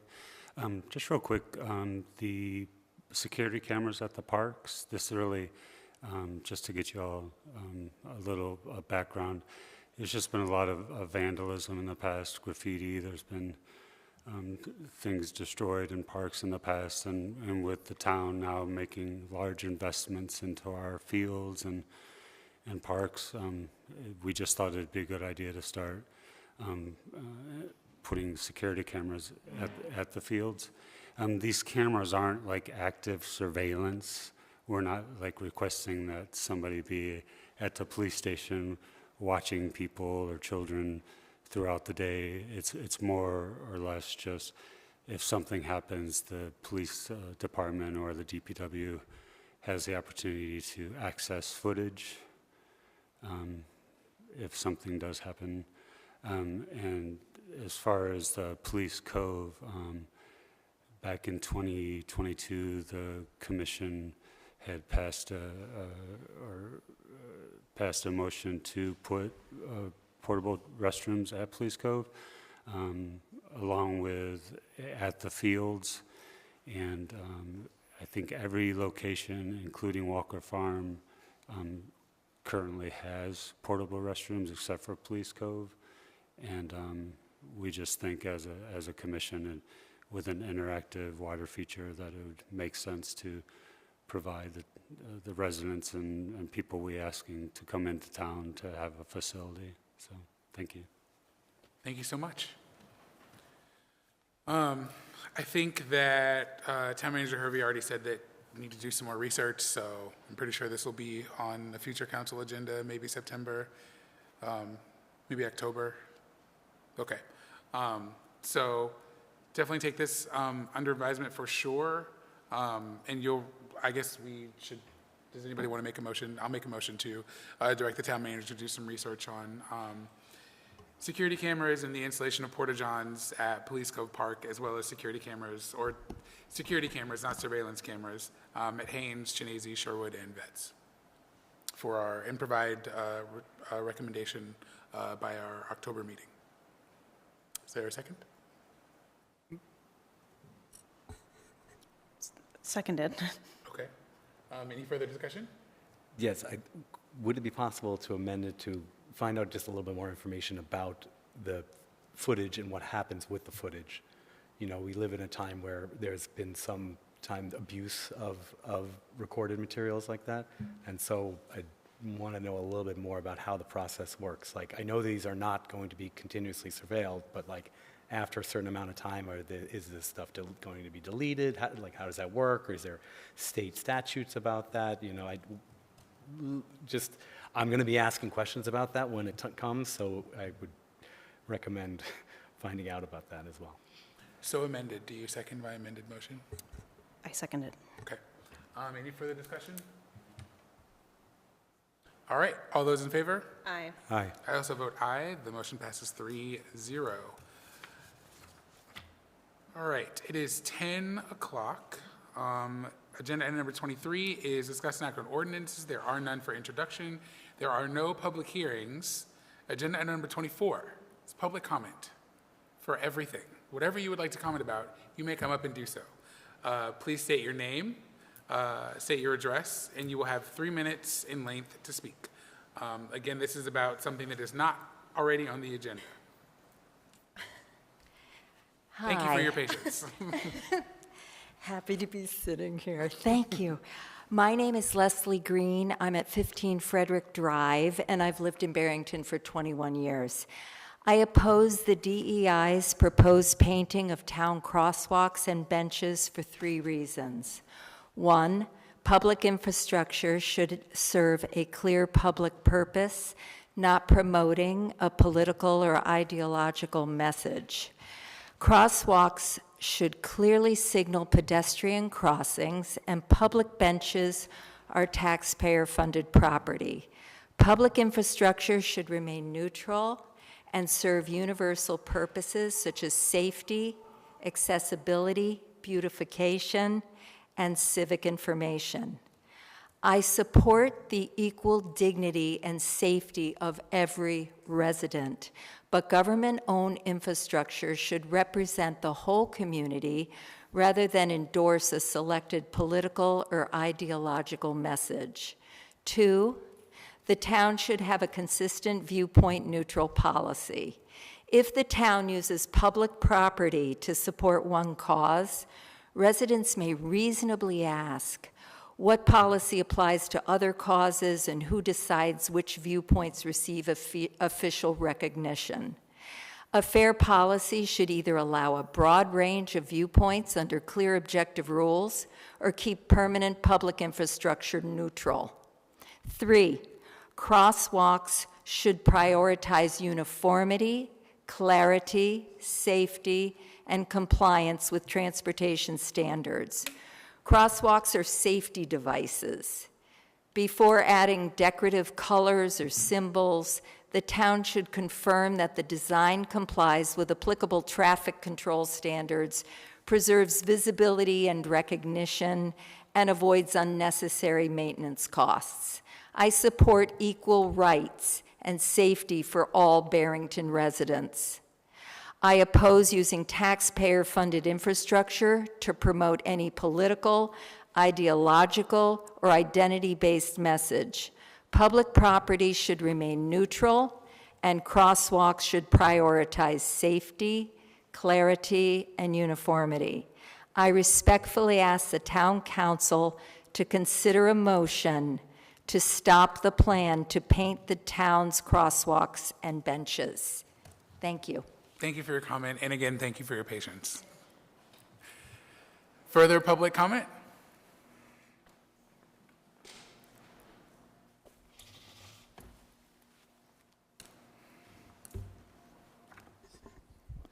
Before I begin my comment, I put together a chart. May I hand it out to the town council? and the town Sure. manager? Hand it to Clerk Bernardo. She can take a look at it.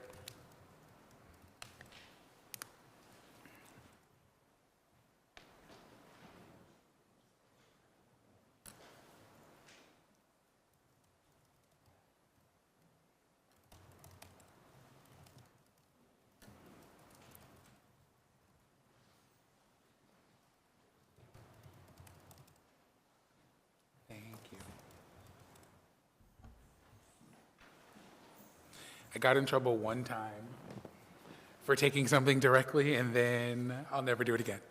All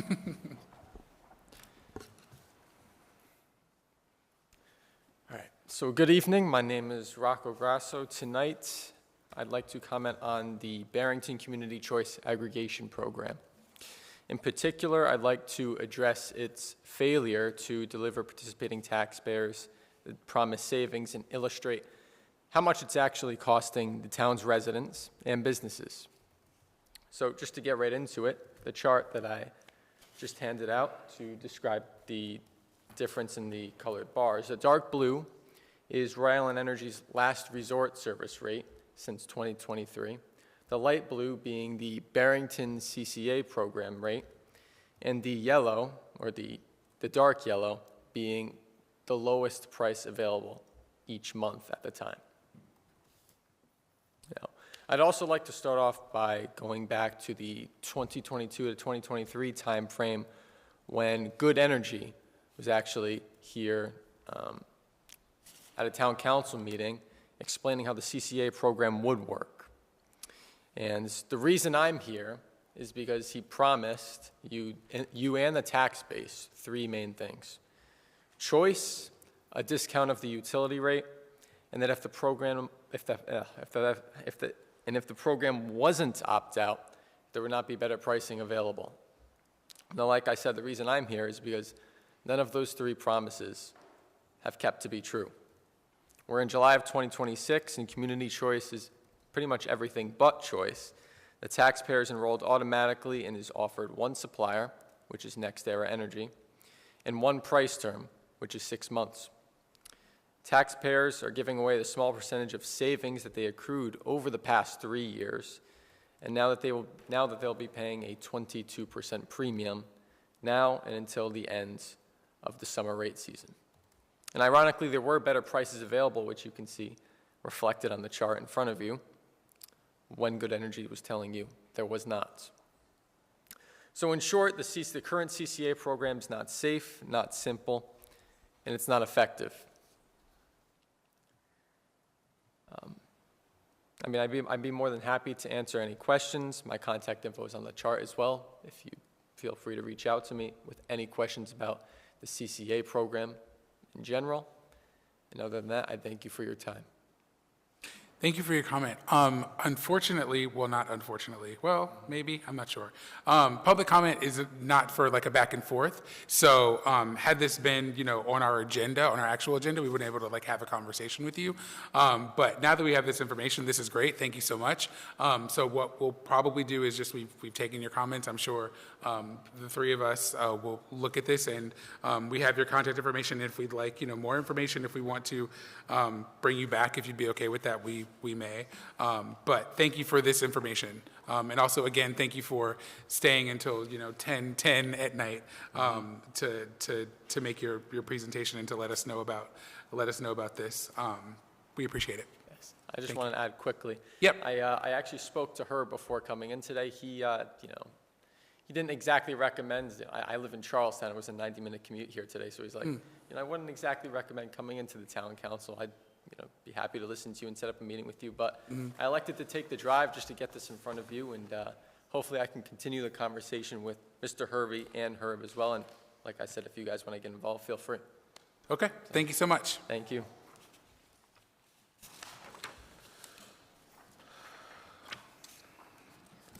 Hopefully it's not 90 minutes back. Hopefully it's not a 90-minute drive back now that it's 10:10. Let's hope it's 75 now. Yikes. Big crash on I-95. So. Okay. All right. Any further public comment?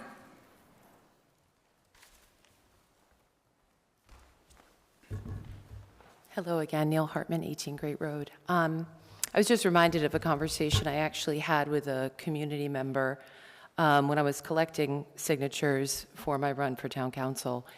That individual is a member of the LGBTQ community. Having had that conversation where that person was opposed to the painting of crosswalks and benches, that inspired me to take the conversation inside my own home, where I spoke to my gay son. And he is, and this gentleman, so data point of 2, are very uncomfortable with the use of crosswalks and benches to promote their sexuality. It's a private matter. As a family, we hang the pride flag on our house every June. That's our choice. I attended the Pride event. It was amazing. I think it is an inappropriate idea. I think the prior speaker 2 ago really articulated some very sound arguments about safety, and that obviously is job 1. But I just want everyone to hear that there are people that are very much in support of the rights of the LGBTQ community who do not support this sort of culture signaling and using town infrastructure to do it. I think it's inappropriate, and I encourage you not to proceed. Thank you. Thank you for your comment. Is there further public comment on an item that has not yet been on our agenda this evening?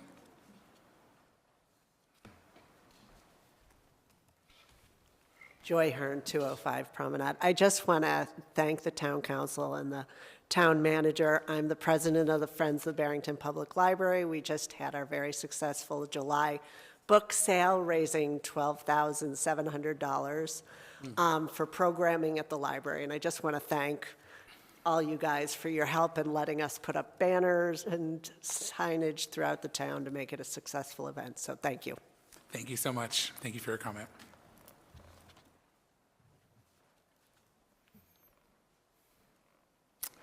Further public comment?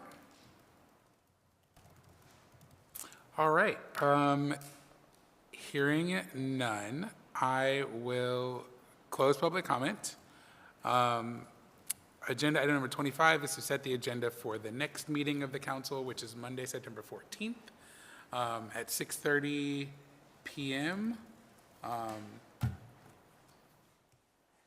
We have a resolution amending Chapter A225 for the dog and cat fees. We have a salary ordinance.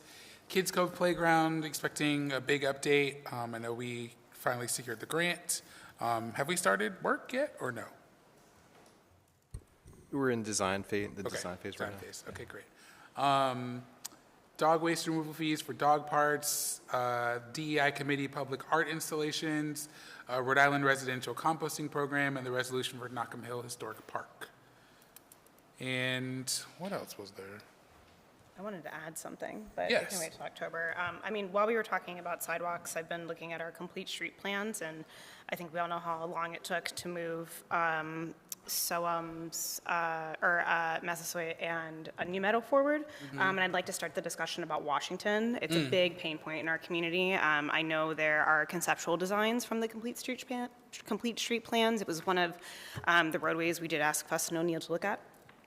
So I would like to have that on our agenda to begin that process and learn more about what steps we're going to need to take to achieve the same results there as we have elsewhere. Yes. If I may, also the potential update to the tree ordinance. Tree ordinance. Mr. Lorax. Mr. Lawrence. All right, anything else? No? All right, then I will move to adjourn this meeting. All those in favor? Aye. All right, meeting adjourned.